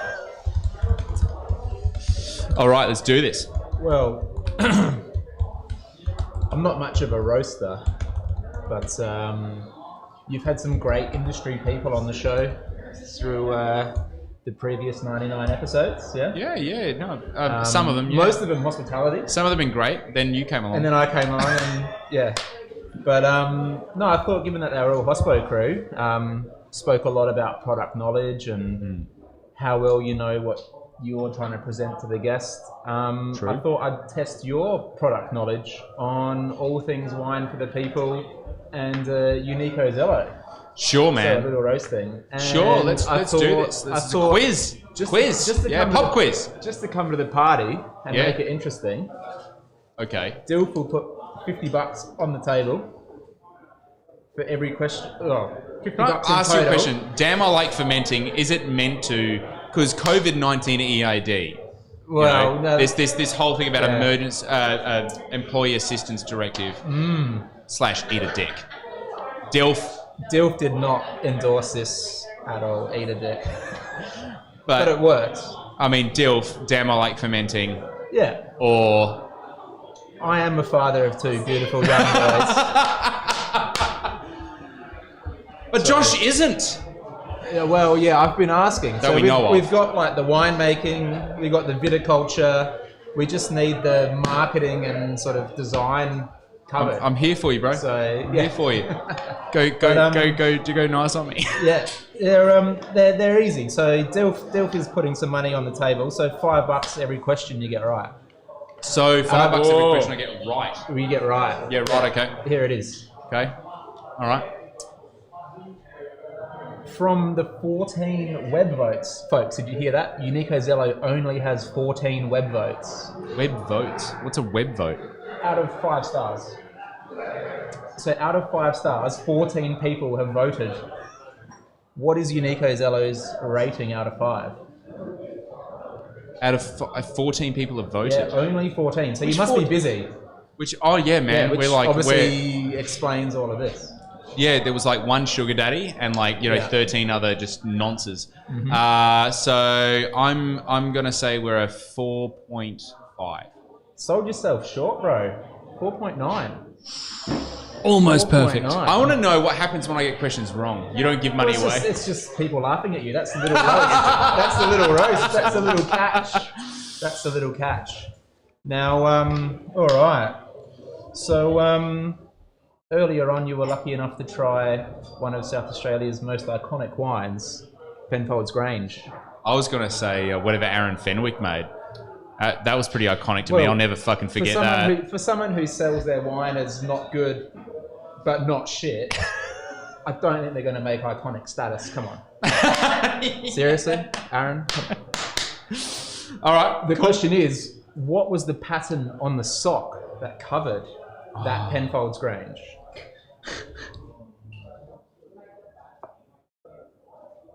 That guest is here this evening. Yeah. It was Josh Pickin, Penfolds Grange. And he closed it up with a sock covered in... I want to say, was it a Cooper's Stout sock? No, that would have been Miss Georgie Davison Brown, I reckon. Oh, what was? Okay. Joshua Pickin's sock was covered in sushi. Yeah. Well, Laura answered it right. She said sushi? Question mark. Well, Laura, maybe we'll chuck in 250. I like how Christina Griffiths is like, wasn't it his face? It's like, knowing how egotistical the guy is? Sure. All right, Brendan, third question. Okay, I'm doing well. The blind wine on episode 28 was made by a guru. Who is the guru? Do I have time to research it? No, I'll give you 10 seconds. Who is the guru? Who is the guru? That's made by a guru. It's a good question. 28? 28? I was amazed it was actually that far back, to be honest. Yeah. When I read through it, I was like, no, that feels like... Surely not. Okay. But it's a long way back. Is it a guru from Australia? Guru from South Australia. You're right. We have those? According to this wine label, we do. Yeah, right. Guru made from South Australia. Yama? No. Do you want to phone a friend? Yeah. I want to phone Noah. Noah? I actually bought this wine on Sunday. I went and visited Charlotte Dalton's winery, and the pop-up was the Stoke. Oh my God. So Guru. Guru. Legit. Oh, man, you were trying to give it to me. Yeah, well. Yeah. These are good questions. Yeah, bro. Yeah, these are good. Okay. All right. There's another 250, so we're at 5. Yeah. On episode 62, so bringing it forward a bit, what did you rub? What did you rub on episode 62? You know, I've had a lot of booze, like in the last 3 months, hey. Mm-hmm. You know. Yeah. Don't worry, I've been keeping pace at home. Okay, so what did I rub? You rubbed something on episode 62. I rubbed something. I want to feel like I reckon it could be like the jab and jerk. Ooh, that's jabbing and jerking, bro. Come on. Yeah, what did I Another rub? shot. Think. Oh, was it the fucking wine premium wine card? Boom, boom. Serious? Yes, dude. And now, awesome. For a bonus $5, who helped with the rubbing on episode 62? Ooh. Oh, was it Sharon Romeo? Oh man, she's awesome, man. Yeah, I remember that. That was a fun episode. That was a good one. Yeah, that was wicked. It was much more fun than yours. Shazza and Jill. Well, come on. Ladies present? Yeah. Jill? Of course. Ladies? Yeah. It's always going to be more fun.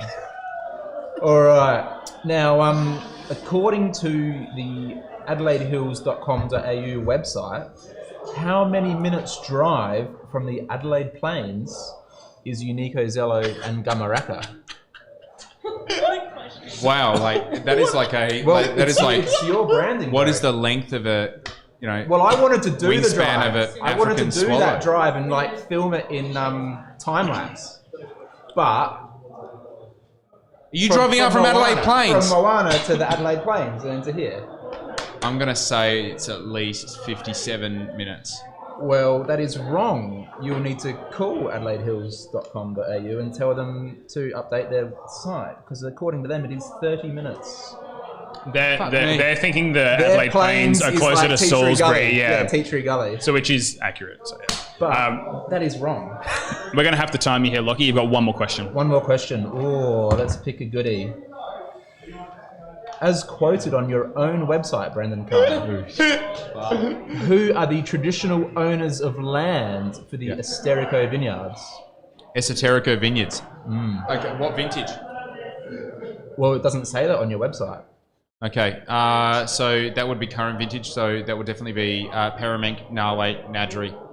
Boom, boom, boom, boom. Yeah, you actually. Congratulations, Brendan Carter. You chucked in a bonus one, but you also chucked in where it was made. Where it was made. So you got both the places it was grown and where it was made. Yeah, Paramink, man. Paramink's where it's made. Where it's at. Where the party's at. Where the mob's at. You got a couple of bucks there, a couple of extra dollars. So, all right. It's blind wine. Blind wine time. Blind wine time. Well, can we round it up? Let's round it up to $10. I do deal. 20. $10. No, 20. 20? I'll 20? You're going to 20 it? Yeah. Deal. So Scar's been chiming in as well. Recent donations, $50 from Rob Rollins. Thank you so much, Rob. 25 from Natalia Taylor. Thank you so much. $100 from Emma Littlejohn. $100 from Glenn Van Uren. 50 from Deb Wilson. 100 from Craig Dean. Seriously, thank you so much. A whopping $250 from Kerry Carter. My lovely mother, thank you so much for donating. Seriously, it means the absolute world to these people. It's very much important right now to be supporting people. COVID-19 EAD. The link is up in the description, so definitely jump on in, head over heels. Like, seriously, just a tenner. Just a tenner.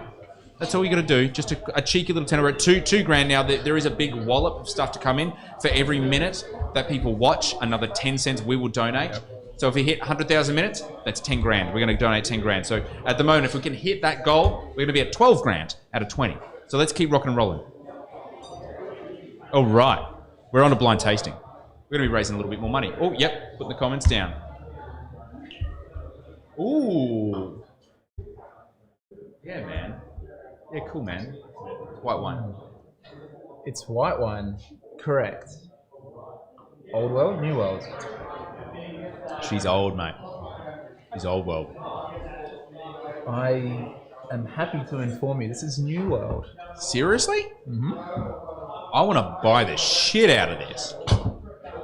This smells amazing. Are we... I mean, have a taste. Have a taste. I had a taste. I'm into it. It's really quite robust, isn't it? It's really quite. It's got a fruitiness to it. Bubble, you know, she's sparkling, but the lees on it, lees time is pretty amazing. Like this is an autolytic little number. Mm. Cool, man. Cool. All right. So $20 already. Australia. Yeah. New Zealand. And USA. New Zealand.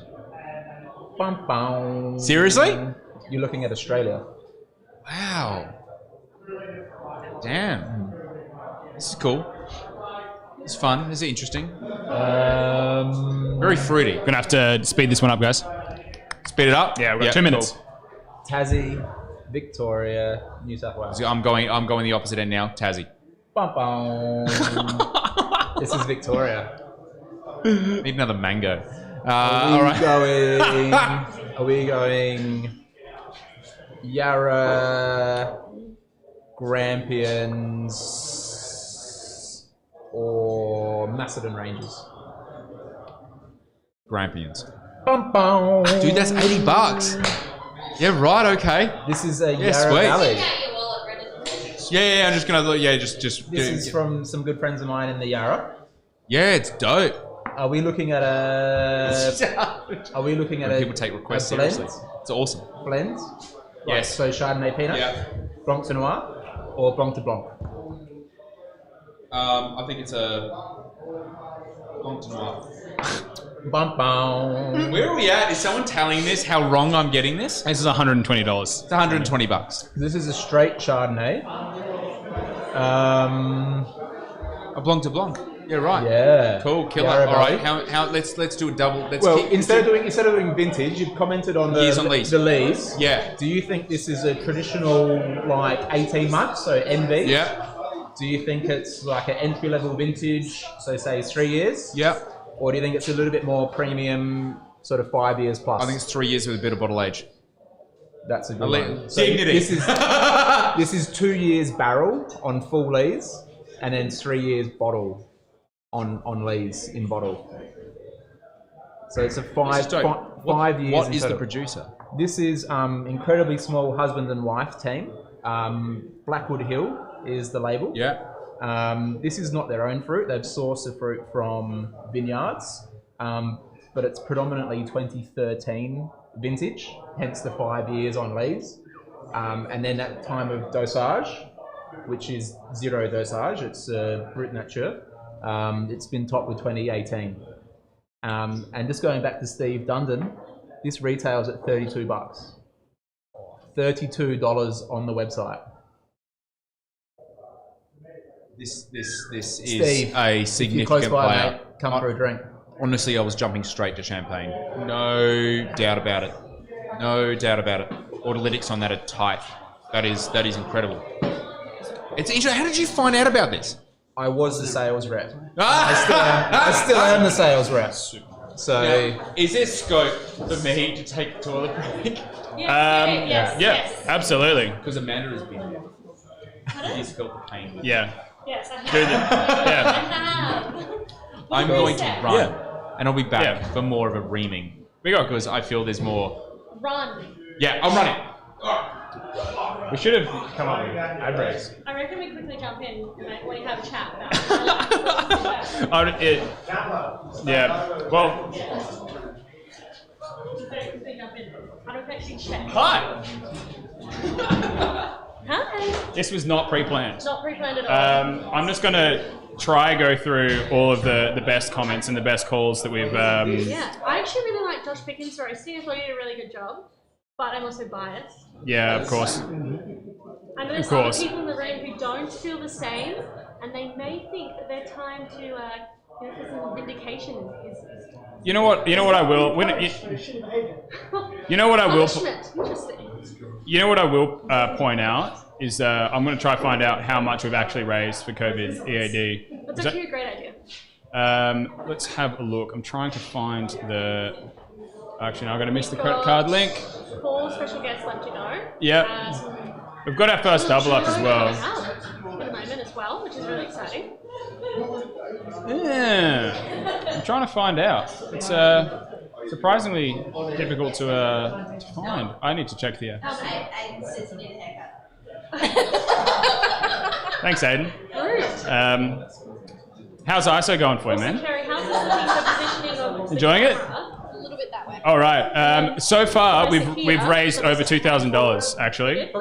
Yeah, we've raised $2,000, $2,085 so far, which is absolutely insane. And that's not even including the minutes watched by everybody, which I think is absolutely monumental. All right.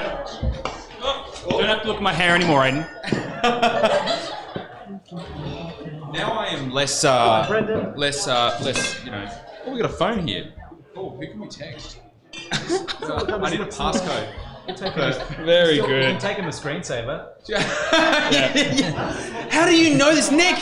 Nick, You're good, dude. how are you? I'm good. I'm worried about you. Remember, I came on. I said if you fine. ever get to 100, like I'm expecting Laura has like she'll be you long guys- gone. you guys And, sleep like I've together been anyway, here for don't an you? hour She- and no, a half, she's 2 not hours. here. She's not here, mate. Yeah. Did she bail like there you go. after Close 80 enough. episodes or something? Yeah, well, look, you know, maybe there's scope for us to, you know, finally, in my mind, you know, this is come special. together. This is this is really. By the way, guys, this is Nick Stock and Mark Hamley. This is Nick Stock and Mark Hamley. I'm not sure how I'm gonna do this. Are we doing a duo? Is it a duet? It's a duet. We're doing a duet. Let's package. do it, man. Let's do it. Islands in the stream. Let's. Oh no, we don't want to do that. Boom. What we're gonna do is, Mark, you're Have you got us both in? yeah. I mean, you will guys are need in. to, you know, not socially distance, but that's, you know, it's consensual, I'm sure. We live together. We actually live together, so it's okay. So, Mark, I want to know first and foremost, what do you think of the comments of Josh Picken? I think Josh Picken came out guns blazing and is going to be punished for his shitty behavior. I had this friend, you might know him. He's a international wine journalist. He's very close to me. We work together. His name's Nicholas Stock, and he's sitting right beside me. He's very close to you. His job is to taste wines professionally. Professional wine taster, that's what I do. Professional wine, Yeah, and give them scores. Score them. Score them. Important scores. Tasting notes. You know, he can make or break a label if he so decides. Oh, this is I just look. Dilf. No, look, Josh. I mean, he came on here tonight. He's very enthusiastic about being here, and he's got a new wine label and a new business. And like maybe he got a little out of line with some of the things he said, but I thought, what's the worst thing? We should taste his wines live here on the stream that he's just releasing. Taste them professionally. And just give him a little rating, and maybe just help him out a little bit. Yeah. Let's do it. Let's do it. This is fantastic. A lot of people. Yeah. So Nicholas, first up we have the DILF. DILF, I suspect, stands for Dads I'd Like to. Fuck. Right. Fuck. Actually, hang on a second. Sorry, mate. Dad, I'd love to finance my wine business.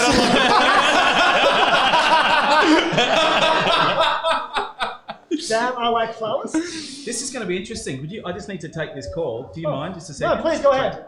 This is weird. Hi, James. Do you know what I'm like? Sorry, Mr. Halliday. No, I beg your pardon. Oh. Hey, look, I know. Yes. Yeah, I know. It was way out of line. I thought it was pretty out of line too. I think everyone here did. It's very lowbrow. But look, I know you're pretty busy. I know you've just got the book out, and just to save you the trouble of having to taste his wines, because clearly that's going to be uncomfortable, and there's a bit of bad blood between you guys now. Maybe I'll just taste them here, and I'll send you the scores. Okay, mate. All right. Thank you. You too. Okay. Wait. Interesting fact. Interesting fact. Go on. If you go to Unico Zelo on James Halliday, the Wine Companion website, the crowning he has this opening paragraph about our winery. His very first review. You're a new winemaker. Similarly, new winemaker. What's happening right now? Yeah. What's happening right now, and you come out, and you just you put this stuff. It's very exciting. You put this stuff. It's not always perfect, but what James Halliday wanted to talk about our winery about, all he wanted to say was that their entry into orange wine was, in my view, a complete failure. Oh. And to this day, you can jump on actually. But I tell you what, I hope he doesn't take it down, because it sells us so much goddamn wine. It's not funny. Yeah, we actually used it as our marketing campaign this year to launch it. It's come around. So thank you. Thank you so much. Well, should we get on with this tasting, Nicholas? I think so. Yes. Here we have a Langhorne Creek Fiano. Okay. DILF wines. Lachlan George. Very good. Do they grow much Fiano down Langhorne Creek? It's impossible. It's an interesting way to do it. They must, pretty much shrivel on the vine with all the salinity down there. What are you getting, Nicholas? I get peach and asshole. Is it a peachy asshole? No, well, it's a peach and asshole. It's not. It probably needs 3 more months to come together, and I think then it'll be. It'll be completely asshole. It'll be just a complete peachy asshole. But now it's peach and asshole, kind of. And disjointed, isn't it? It's just a little disjointed. It probably just needs 2 or 3 months. 76 points, I think. 76. Don't sit on the fence, man. Don't sit on the fence. Next up, we have the Malbec Rose. I also suspect it's from Langhorne Creek. Okay. Correct. There's a lot of Langhorne Creek going on around here. A lot of Langhorne Creek. Yeah. Remember, he's a professional taster. This is his job. This is his job. This is his job. Is your palate insured? Do you have insurance? I don't, but I'm thinking before I put this fucking thing in my mouth.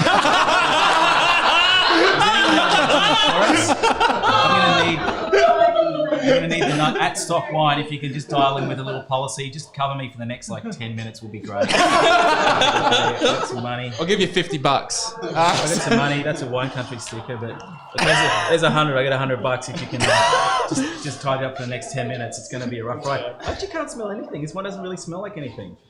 You smell anything now? Yeah, nothing. I'm not a professional taster. My opinion does not matter.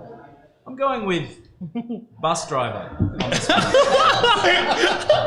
And that's sort of like there's some florals, there's the cheap splash of cologne on the way to work, but then there's just fucking 8 hours sat in the same chair sweating it out. And you just get a little bit of that floral and a lot of sweat.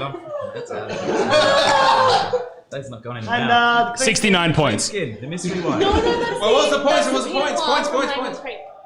Points. It's a DNPIM, so that's a did not put in mouth. So points go in brackets for those wines. Don't blend it. And that's 82. 82. There's There's some nice memories of the bus. All Pinot right. Noir, It's Pinot Noir. unlabeled so far. Unlabeled. Okay. And I think they're going to release it that way. Really? Yeah. I mean, who needs a label these days? Let's just clean skin it. $100 clean skin. $100 a clean skin. It's very it's challenging, but Minimalist labeling. very modest, minimalist. Yeah. It's brutalist, some would say. Wow, you had that same face out of like was it Game of Thrones? I don't feel really good. Like when he had a glass of Sauvignon Blanc and it was like, I don't feel so nice. It's okay, mate. Don't worry about it. Hey, we're done. No. We're good. I don't feel so good. I'm really. think, no, really. Hey, what is this? Whoa, that's $100. Is it? That's my insurance. Nick, why do you roll around with $100 in your pocket? Well, I was thinking that, we put a couple of options wines along and you were maybe going to get a few questions wrong, maybe get a couple right, and, I just sort of bring $100 along to throw into the mix. If you get $100 worth of things wrong, I'm going to match your $100 and donate $100 personally. So that's because Nick's a good dude. And are you a good people? Are you good people at home? Are you donating? I see you are, because we're at 2,400 so far. I've seen you at work so many times, and it's daunting. It really is daunting. What, seeing me? And tasting wine as well. No, but just your blind tasting's pretty wild. It's all right. It's all right. I mean, it's not your level. I can't pick up bus driver. I just don't. I don't have those experiences like you've had. The life experience, Nick. Yeah, it's real tertiary, but no tertiary education. All right, let's do a blind. Should we do a blind wine? Let's do a blind one. Which one first? Oh, this is the. This is the one that Camley brought on. Mr. Mark Camley. Let's do this. Oh, yeah. Laura Carter is cheering your praises, Nick. Well, how is Laura Go, Carter? Nick. Stop. You're saying. Go, Nick. Stop. Literally. Laura. Literally. Too many milk and mangoes. Do or don't screw this up, Brendan. COVID-19 EAD. The Facebook page. Do you know the colour? The colour? White. Yes. That's good. That means we can drink.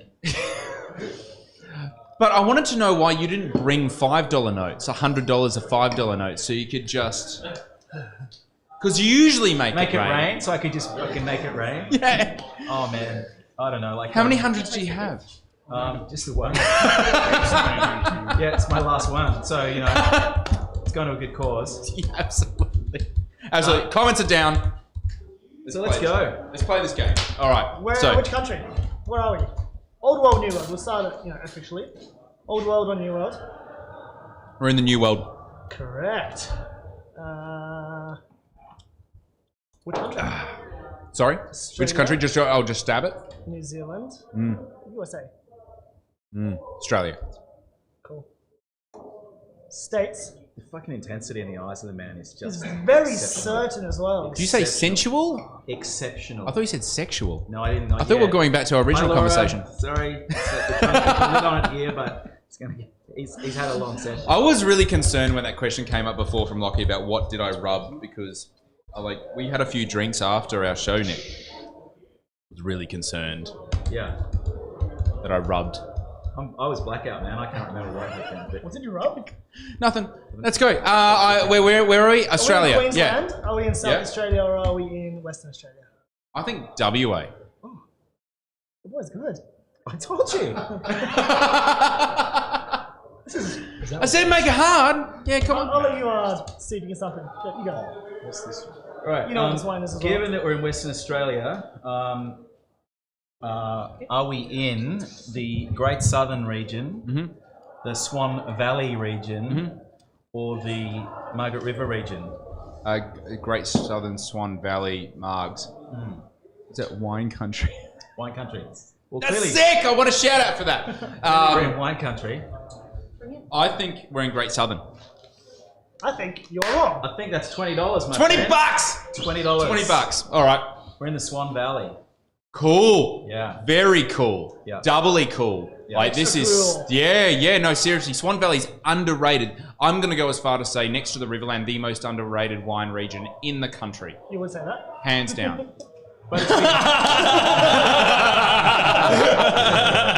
Okay, fine then. No, you're right. Queensland. Yeah, Queensland takes it. Yeah, granite belt. Granite belt. No, you're right, but like it is Luxurious granite belt. It's the same thing that's happening in the Riverland, where people with no baggage and lots of ambition and ideas are getting stuck into the Swan Valley.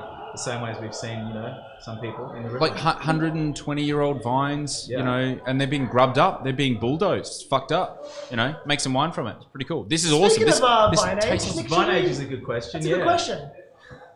I'm glad you brought it up. All right. Oh, do you want to go? Or do I go? There you go. Sorry. Yeah. Sorry. All right. I'll have some. Are they? What have we got here? 60 years old? Yeah. Are they 70 years old? Or are they 80 years old? Oh wow, that's really sort of narrow margin. It's just designed to get this happening, basically. Give me your money. I'm Where is the money? I'm going to go with 60, 70, 80. I'm going to go 80. Oh, he's good. The boy's good. He's good. You're correct. That is correct. They are 80-year-old vines of. Yeah. Okay, can I have a stab? Yeah, a legitimate stab? Yeah. Shannon.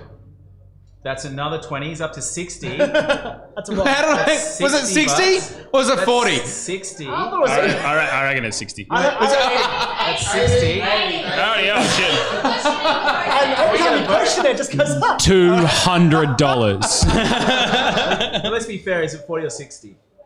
40? Is it? I think 40. I think Let's go 60. Scarf, can you tell us? 60. Scarf, let us know how much it is. All right. So you said Shannon. Yeah. It's not. So let's give you 3 options: Sauvignon Blanc, Verdelho, or Semillon. Fuck. Got to be Verdelho. It is Verdelho. Well done. Yeah. Vintage. One more? Vintage. Yeah. Give him some. No, I have a stab. I have a stab. Have a stab. Yeah. I can't remember. Check 2018. Oh, that is 60 now. It's actually 80. Once again, Laura Carter has 80. looked after Laura's checked it. All right. Should we take that Malo? Malo, no Malo. I don't fucking know. So I want to know what this is. This is actually really cool. This is like Swan Valley. Like this is an amazing, fun little wine. What do you think of the wine? Also, I think it's fantastic, and I would definitely. What is that? That looks awesome. This is made by Joe from Dormalona. So it's sick. It's Joe Perry. So it's a label called Yokel, and it's cool. It's just a play to sort of do a bunch of stuff that's sort of outside of the Dormalona kind of world. Yeah, wicked. But has obviously shares a lot of sort of similar kind of philosophical drivers, and it's yeah. And it's aimed at that beautiful little part of the world. Right. So there you go. All right, you boys have got a speed challenge for the next one. You've got to get through this in 2 minutes. We have another one. And you've also got a Coravin, so this is very spicy. I need to now. All right. What's going on? What does that What the say? fuck is that, Nick? I hope you don't mind, but I need to Coravin this one. GE? Yeah. I mean, you can carve it if you want it. What does GE stand for? Jesus. Ladies and gentlemen of the crowd that might not know that this is Nick's favourite S&M tool. This was a shit wine invention. Why is Nick stopping? This was it.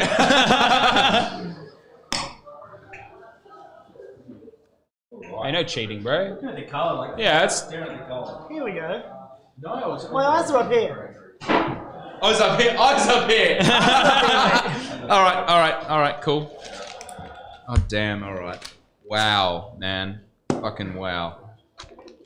All right, cool. Let's do this. Let's do this. I'm gonna smell it. I'm gonna smell it. I'm gonna taste it. Colin. You can smell it.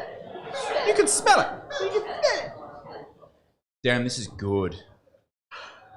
Yeah, right. Okay. Top tier. Okay. It's red. I mean, it's light red. It is red. Correct. Great variety. You wanna?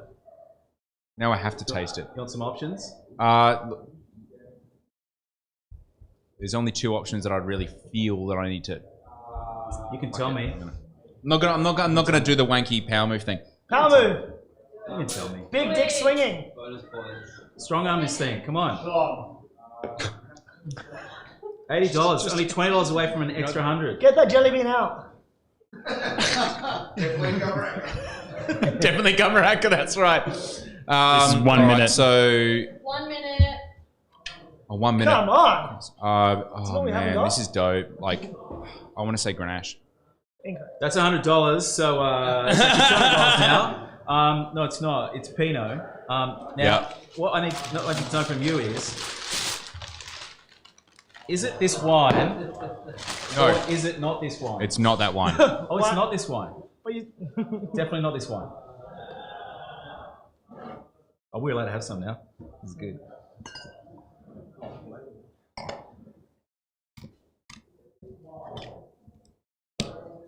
Man. Thanks. I'm glad there's nothing down there. So, for those playing at home, Nick, yeah, who might not be aware of the gravitas of the question that you've just asked me, would you be able to Except enlighten you, James people? Halliday, playing along at home. I would like to know what would a wine like that retail for, if it were that wine? Well, I don't know, $3,000 to $4,000 maybe. A bottle? A bottle, yeah. If you're allowed to buy it. Yeah. It's your 100th episode. Come on, man. We love you.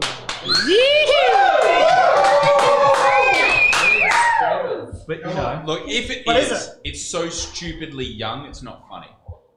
And that's what worries me, because it's so primary, it doesn't look like the massive epiphany that it should be. But this is, it is perfectly well put together. Like me. And just slightly Grenache-like. Ever so Grenache. Oh, we got it, man. Do you have to wrap this up? Good. We're gonna wrap this up. Yeah.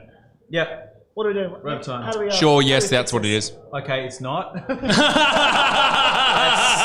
$220. Is it from the country that this bottle of wine is from, or another country? It's from another country. It is from another country. Correct. Is that country Australia, New Zealand? It's New Zealand. It's not. It's Australia. Incorrect. That's $240. It's from Australia. Why are you so Which bad at region this? in Australia I is just it? like raising money, bro. Is it from? Is it from Tasmania, Victoria, or South Australia? South Australia. It's not. That's $260. The hits keep We on are coming. raising some money now. It is from Tasmania. Is it from the northern areas of Tasmania, the east coast of Tasmania, or let's say the sort of the southern areas, so around Hobart and south? Northern. It's not. That's $280 now. Savage! Damn. It's from the Coal River Valley. Cool. And we need to wrap it up. It's a delicious wine. Hey. It's amazing. Yeah. I wouldn't pay $4,000 for it. But I was giving you the benefit of the doubt that you were very kind, very generous. Very cool wine, very awesome wine. It's Giant Steps Nocton Vineyard. Wow. 2018 Pinot from Tassie. It's Brilliant. a beautiful Beautiful Pinot. wine. I Beautiful just put wine. it in this bottle because I just thought it would be fun to bring it along and help squeeze a few extra bucks out of you. And it worked. $280. It worked. $280. $280. There you go. COVID-19 EAD, guys. Thank you very much. Coolest shit that I've seen in a while. Okay. Wait, do we get time to roast them or we done? Yeah, you're done. You're absolutely done. You went way That was a over roast time. enough. Roast them at all! That's so much content! Mate, we will invite you back for episode 200. One thing, nice one. Yeah, I mean, as long as you're sitting there, Ron, it's perfect. That's so much heat. I've been thinking about it all day. Man, I'll fill up to it later on. If we finish up, we'll just get you back. You can just unload. I know I'm doing you a service. All right. We need someone to clean up the mess that was just created. Let's clean up the mess. And who better to do that than Sam Scott? Sam Scott. Everyone, Lino, how are you? And definitely 200th should be Escher's, so get him back, put it on the table. And I've got to say, is this more of a sort of a look into each of our minds with what we're coming up with about Brendan, or is this truly what he's all about? Because searching for roasts, it's like, who is this angelic, shy person who, no confidence, that sort of stuff, and I'm thinking, is this like truckload of closet about to come up and all the stuff that you've been hiding, what are you hiding? Mate. to now to come out. Yeah, maybe like an AFL player. You know, Yes. maybe it's like I'm the new Ben Cousins. Could well be. No, we would definitely rate you more than an AFL player. I know, being Queensland, but mate, I've got to say though that you definitely, like, I'm not sure if you heard before, definitely in my top sort of 3 guests. Oh, really? On the show. Yeah, no, you taught me something. You taught me you've got a saying about a wine that's looking a little bit rustic. You say it's going fast around the corner, mate. I said, mate, going fast around the corner is probably one of the best sayings for it, because it's really endearing, isn't it? It doesn't slam it, doesn't say it's shit. It's like, it's just, good way to look at things without having to rip into them, which I think, everyone has their fairest crack with what they're doing, and you've got to respect that. But Brendan, we're talking about you, don't divert. This was the other thing. Well, what are we going to talk about, to roast Brendan? It's like, well, it'll be easy. It'll just be like the last one. I can just sit next to him and just let him talk for an hour, which I'm sure will be very good. But, here today we've had to divert in a few other ways. But, no, mate, look, credit to you. You are brash, you take it forward, you do amazing stuff, and you do it quickly. And that's brilliant. So, this is probably the feel-good section for you. Con Greg, you just share your psychiatrist with him. I think he's got this, Fucking, that was incredible, great. wasn't it? Yeah, man. But He was all just, hilarious and don't good hold back. fun. Yeah, so, I hope you're having a good night of it, and well done on your 100th. It's a great achievement. Thanks, and great brother. to see. So I think, coming back to like the sort of the memories of the stuff that, we think about Brendan over the years is, just that funny fearlessness. You've got some sort of inner GPS. We're in this place in Singapore and in the middle of the night, and we walked around all these different places, and somehow you kept finding them. And lucky you, that's probably where you have your 20 gig of Wi-Fi in your pocket at all times, just in case you need to, come up with some sort of like. I forgot about that. Did I take you to thing. Operation Dagger? And I think the Saki bar, we ended up at Smith Street Taps, all of which I don't think a resident would be able to find. Yeah. But yeah, big night. It's good fun. And you're very well behaved. He's hiding something. Let's face it. He is hiding something. Massive cocaine addiction. There are other things for all those $100 notes. But, I turned to the green note that Nick Stocks had. Yeah.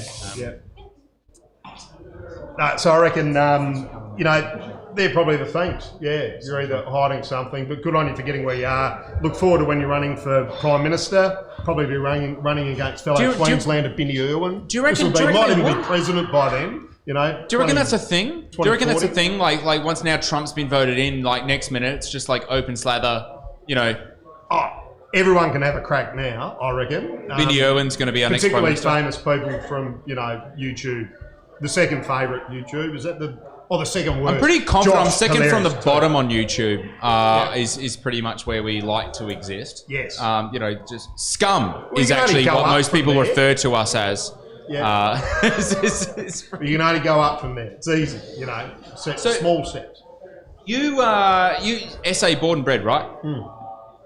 Yeah, very. So, with Italian varieties, you have to sort of have an alter ego. But I love the hometown, but also, when else has everyone wanted to live in South Australia? Like now, first time ever. Reverse Queenslander coming down. Who comes from Queensland to South Australia? But good work, and I'm sure Laura's very happy to. And we are what you've been doing. So. Yeah, SA is a good place, and I think it's good to travel from it, which we can't do for a while. But that also brings all the inspiration into our backyard for trying different stuff and seeing what you can do and what tastes good and grows here. And you guys, embrace that like a lot of us have here tonight. You just say good and grows? No. Or good and grouse? No, I wouldn't say grouse. I'm not from Victoria. We're trying to raise money for Victorians. Every time he says grouse, $20. So $20. Mate, I gotta ask, like, when we go out in town, and it's probably, to be honest, Adelaide's a small place, right? Yep. It's a pretty damn small. It's like Hobart on a few drugs. Yeah. The happy ones. So when we go out in town, probably courtesy of the fact that I wear this hoodie sometimes. Yes. Probably shouldn't. We get recognised. That's that shyness again. You know, no self-promotion. Yeah. No, really, super shy. I want to know, do you get recognised just by family? I mean, we get recognised by colleagues, but do you get recognised by everyone? No, only the people that we've known forever. Yeah, no, it's good. It's sort of like being undercover. Nice. That's incredible. But you still smash the Forex Golds. Don't mind them. I've got to say, you know. What's the best of the shitty beers for you? What's the West End Draft? Can't do it. VB shouldn't exist. Sorry, everyone.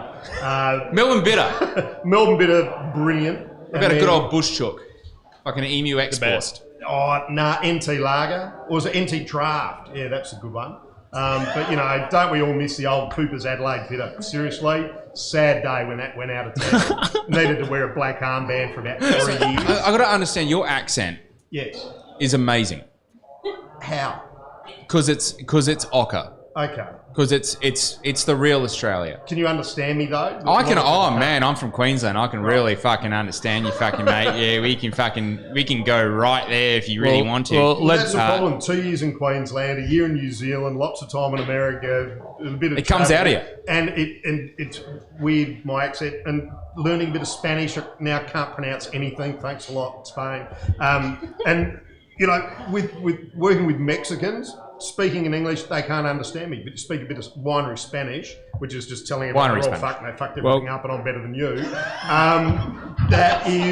They understand that because that's what they tell each other. Well, I think it's a bit of time for a bit of blind wine tasting. Yep. Do you think that we're missing the whole concept of Australianism in wine? We're definitely bringing it back, I reckon. Yeah? And we're bringing it in, definitely. Because I'm looking forward to see, like we had a blind tasting actually on the show, and quite often a lot of the wines we do trades, we do swaps and stuff like that. When you came up, we did a bit of a swap. Yep.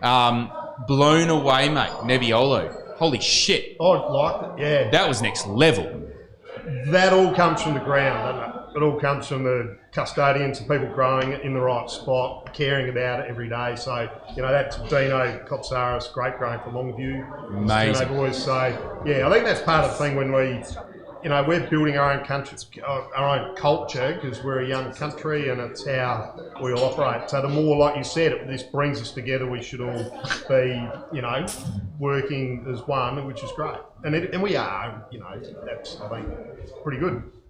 Mate, onto this wine. All right, wine. This is amazing.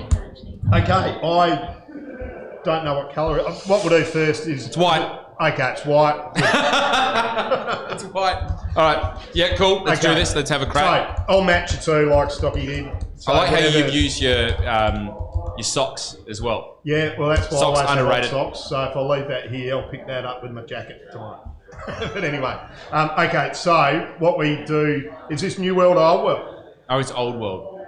Okay, yeah, good. Remarkable. Well, no, not good, because that's not wrong, and you want to get it wrong. So, New World, Old World, is it from Germany, Austria, or Hungary?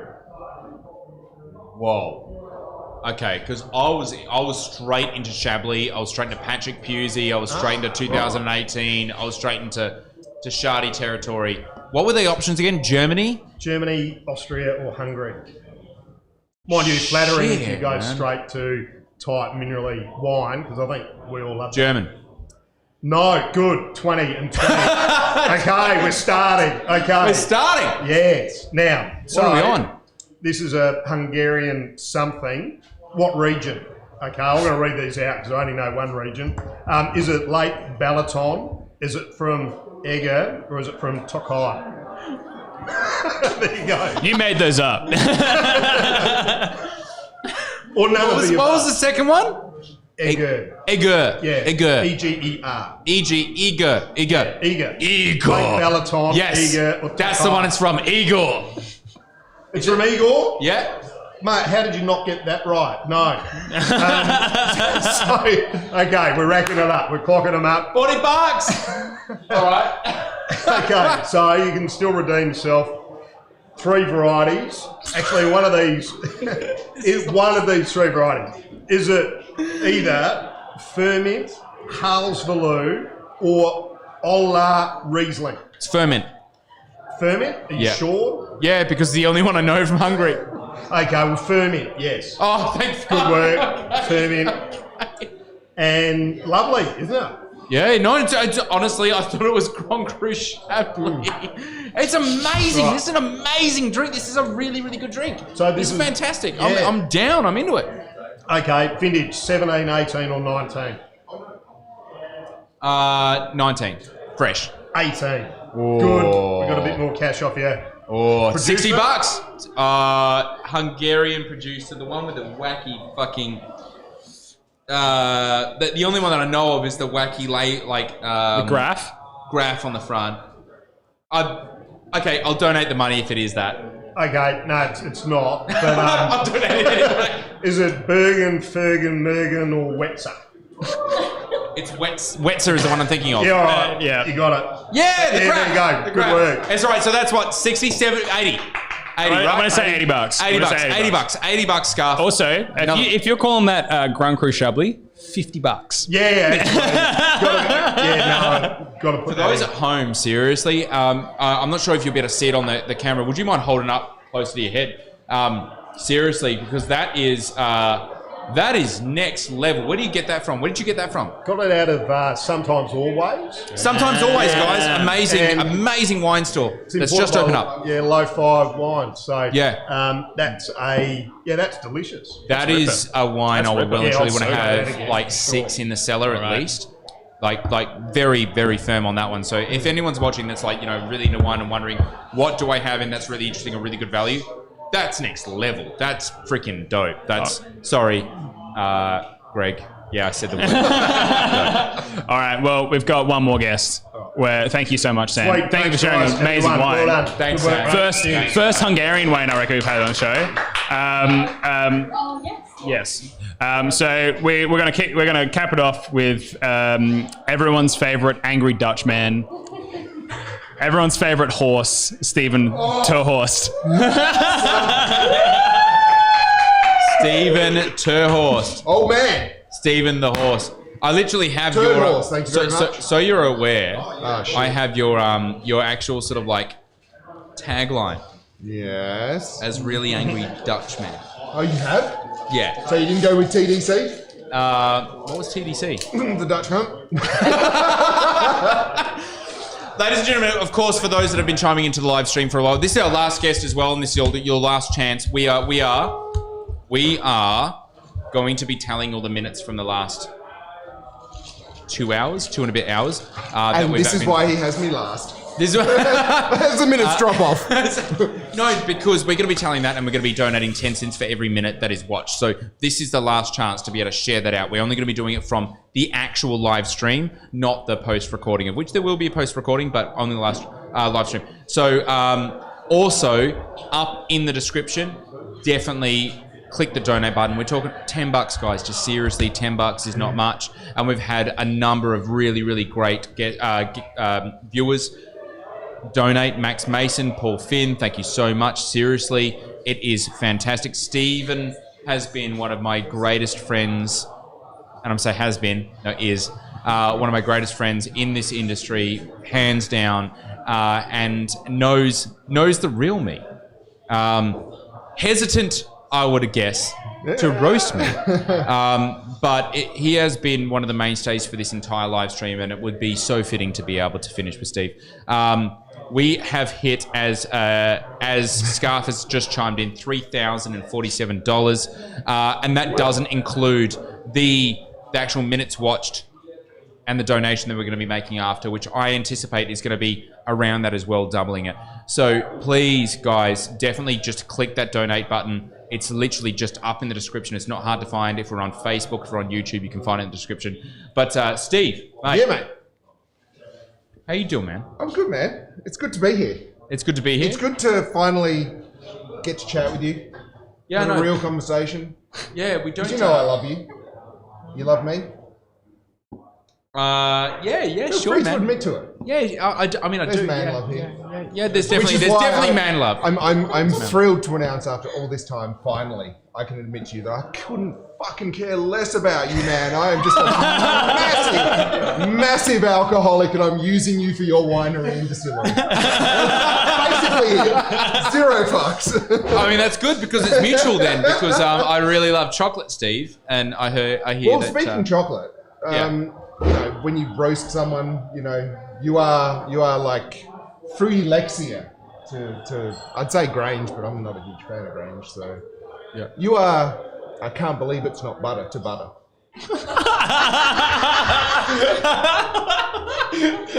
And basically, motherfucker, you Cadbury to me. Oh,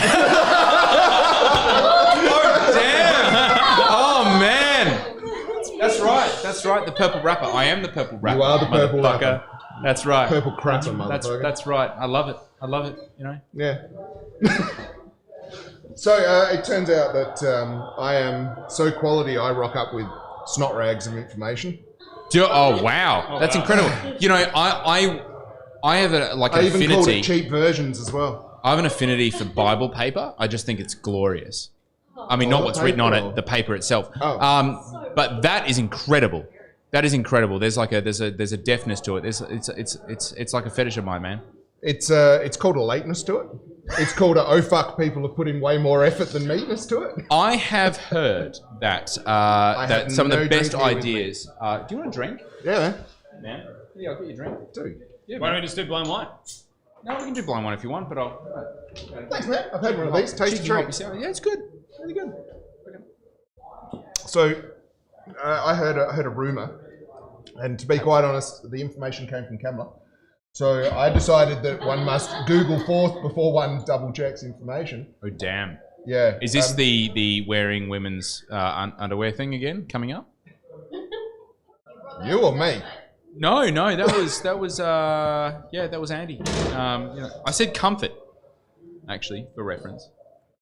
Well, beige is a wonderful colour, and let's be honest, Nana Jocks, comfortable as. So what did you find out from Camley? Well, I'd suggest people just Google who else young Flavor Flav said hello to over time.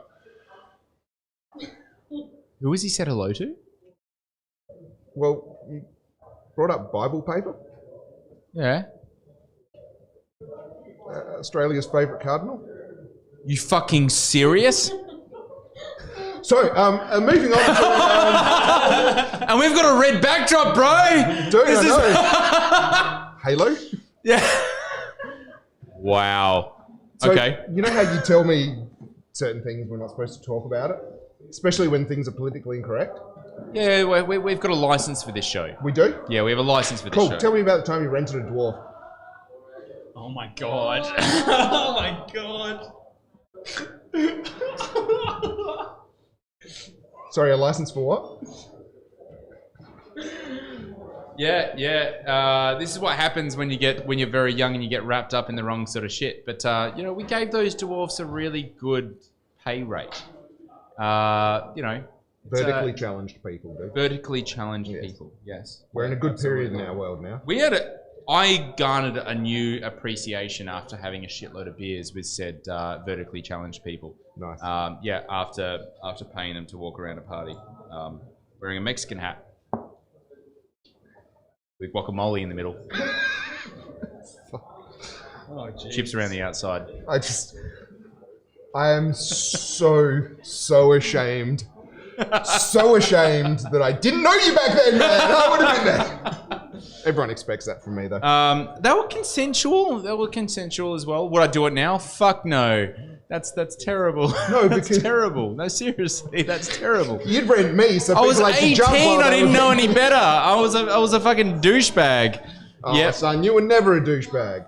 I maybe you never were. graduated being a douchebag.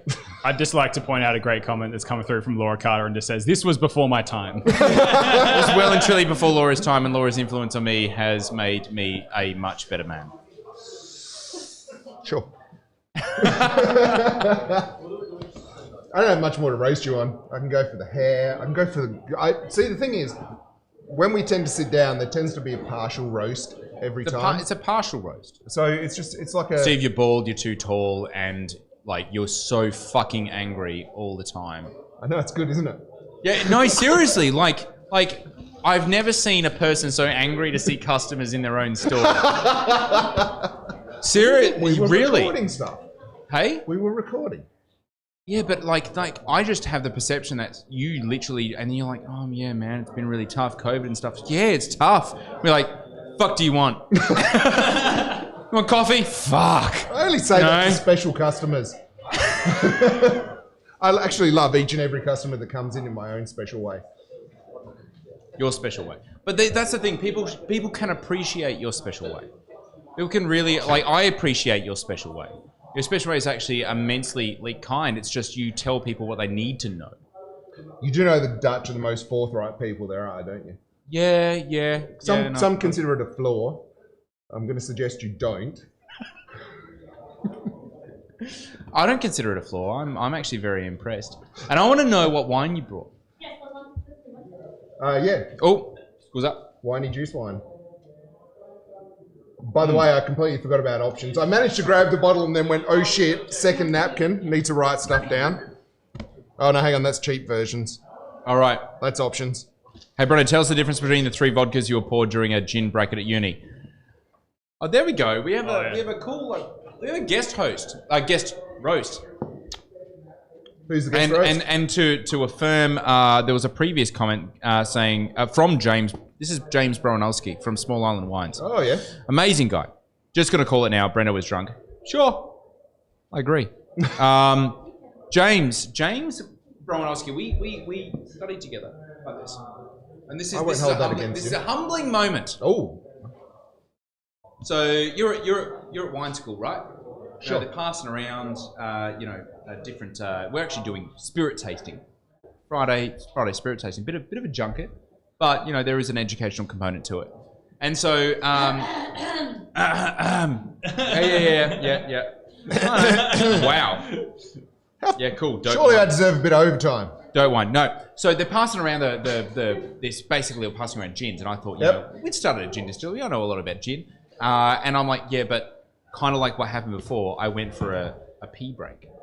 I said, James, mate, would you mind just pouring the gins that come around? Yeah, no worries. As he had done previously for many years. And I come back, yep, cool. Start tasting through all the gins, picking up all these different flavors, all amongst them. So incredible. I thought, I would assert my wondrous knowledge by speaking up and talking to the lecturer and talking about how amazing these different things were.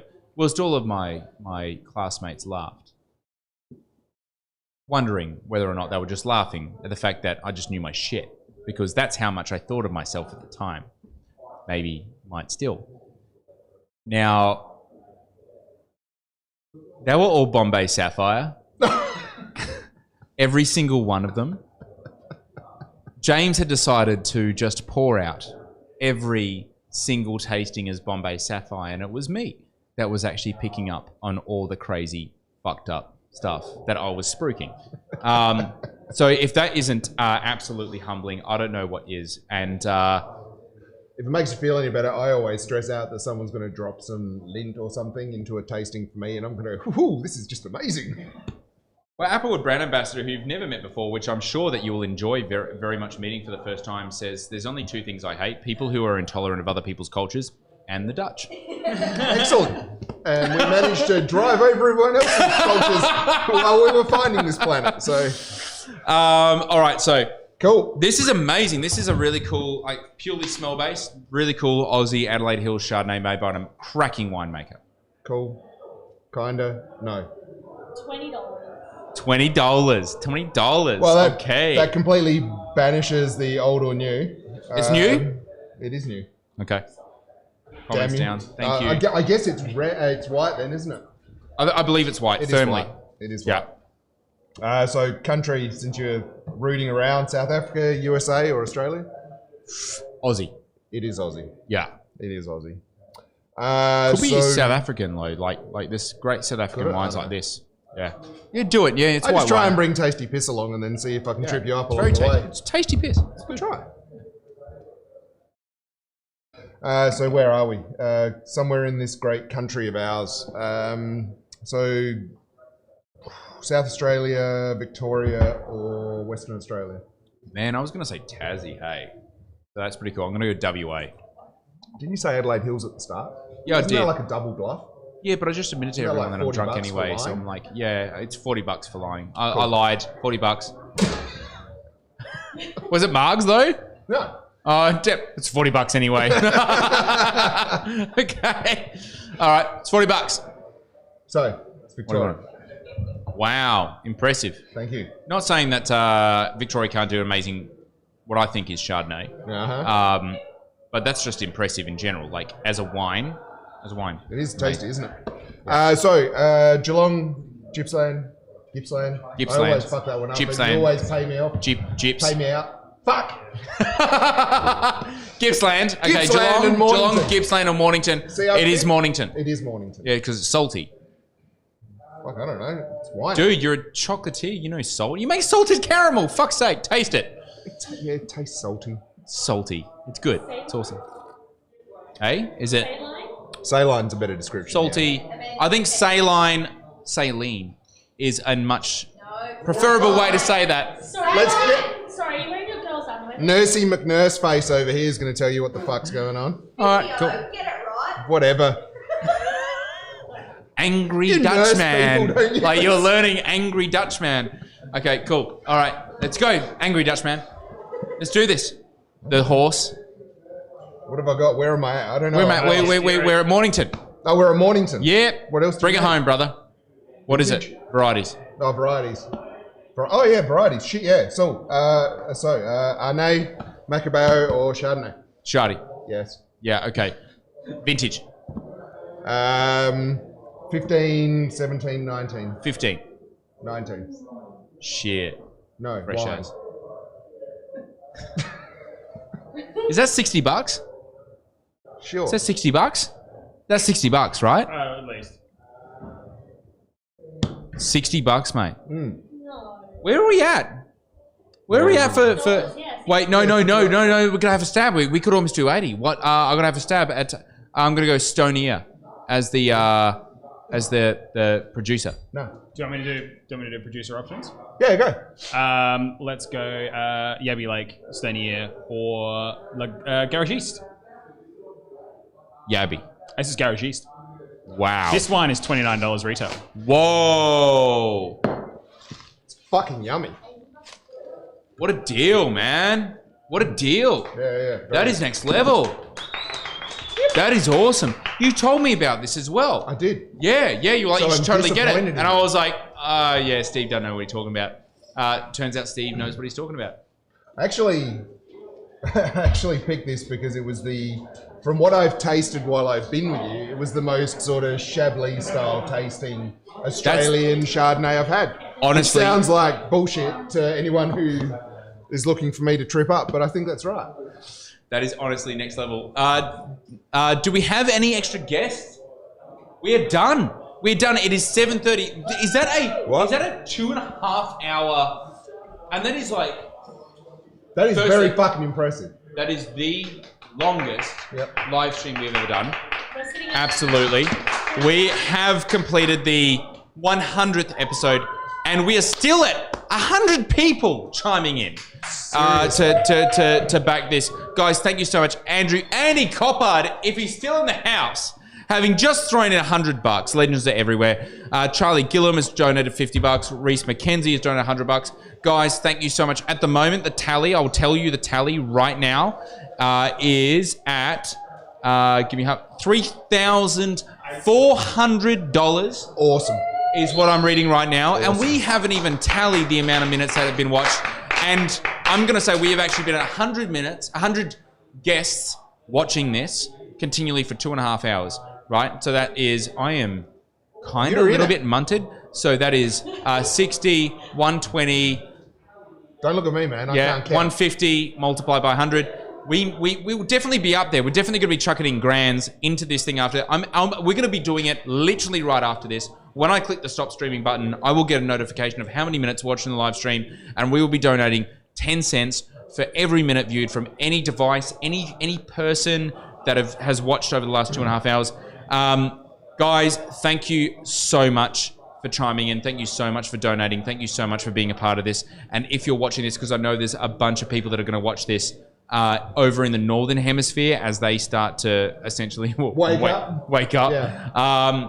Thank you so much for chipping in and donating. It's really important for people in Melbourne. Australia is a very big place, but not a lot of people. Most of the people that really care about food are typically in Melbourne.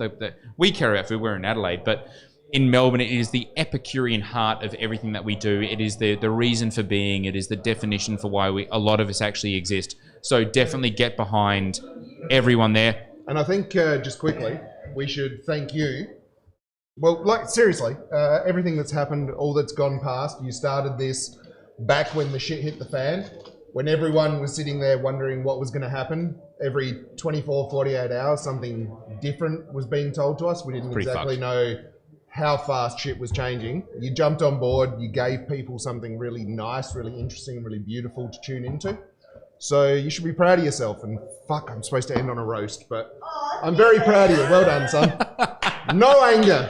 Apart from that. Well, on that note, thank you, everyone. Big shout out. There is the real Melbourne ISO Awards that are going on at the moment. Voting has been open. Vote for Applewood and Henry. Henry has also been doing just as much, if not a little bit more than what we've been doing when it comes to Applewood's representation over there, and trying to really kind of give a really good G up and build a platform that other people in the hospitality industry in Victoria can actually stand on and tell their story about. Of course, to the entire roasting crew, thank you for roasting me. I mean, sure, like, whatever. Amanda, thank you for the incredible amount of support the last 100 episodes. And I really do mean incredible amount of support. It is next fucking level. Everyone should be proud to have someone like Amanda on their team, and I am absolutely proud and feel myself very lucky to have someone like Amanda on our team. And of course, Noah as well, for running around, for being the producer of the show, for like the blind tastings. Like I literally just sat here and blind tastings happened. That was both a confluence tonight of Noah and Amanda, and during the weeks, if you've ever chimed in, it has been a lot of people that have been staying back, particularly Noah though. And Noah is also one of the reasons why this whole thing came off, because when we came up with a crazy fucking idea, actually I'm pretty sure you came up with this idea, didn't you? Yeah, I did. Yeah, Noah. Credit where credit's due, people. This is how you treat your own team. It was all Noah's idea to be able to do this sort of roast. I'm not sure if there's some sort of like underlying thing as to why he wanted to see me roasted, but it's taken a lot of back and forth to try to get it done right. So thank you very much, Noah. And of course, for those who think that just because I got a loud mouth and wear the hoodie and stuff like that, all the amazing shit comes out of Unico, and it is just me. It's not. It's the entire team, but it's particularly also one particular individual called Laura Carter, who couldn't be here tonight because she is ill and being COVID safe. So thank you so much, Laura, for the support in the last 100 episodes. You've jumped in when we've needed you. You shared your story intimately well, and for a person that struggles to be able to share things in a camera, in front of a camera, and also in front of large amounts of people, it's a huge thing. And we all should definitely recognise that a lot of the ideas really stem from Laura's head, and I just amplify the shit out of them.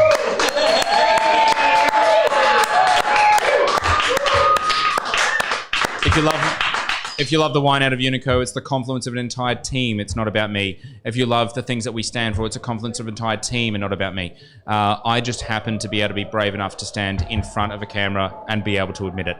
But guys, thank you so much for the support. Thank you for chiming in. We're going to be back on Monday again with another live stream, of course. And for the last time, the link is up in the description. If you haven't donated, chuck a tenner in. Seriously, it's not that hard. We're going to be announcing right after this how many minutes, and of course I've been stretching it out with this epic fucking monologue because I want to keep 92 people entertained enough to be able to whack on another couple of minutes just so I can donate a little bit more. But guys, thank you so much. I really appreciate it. I hope you have an amazing rest of your week. Steve, thanks for finishing us off.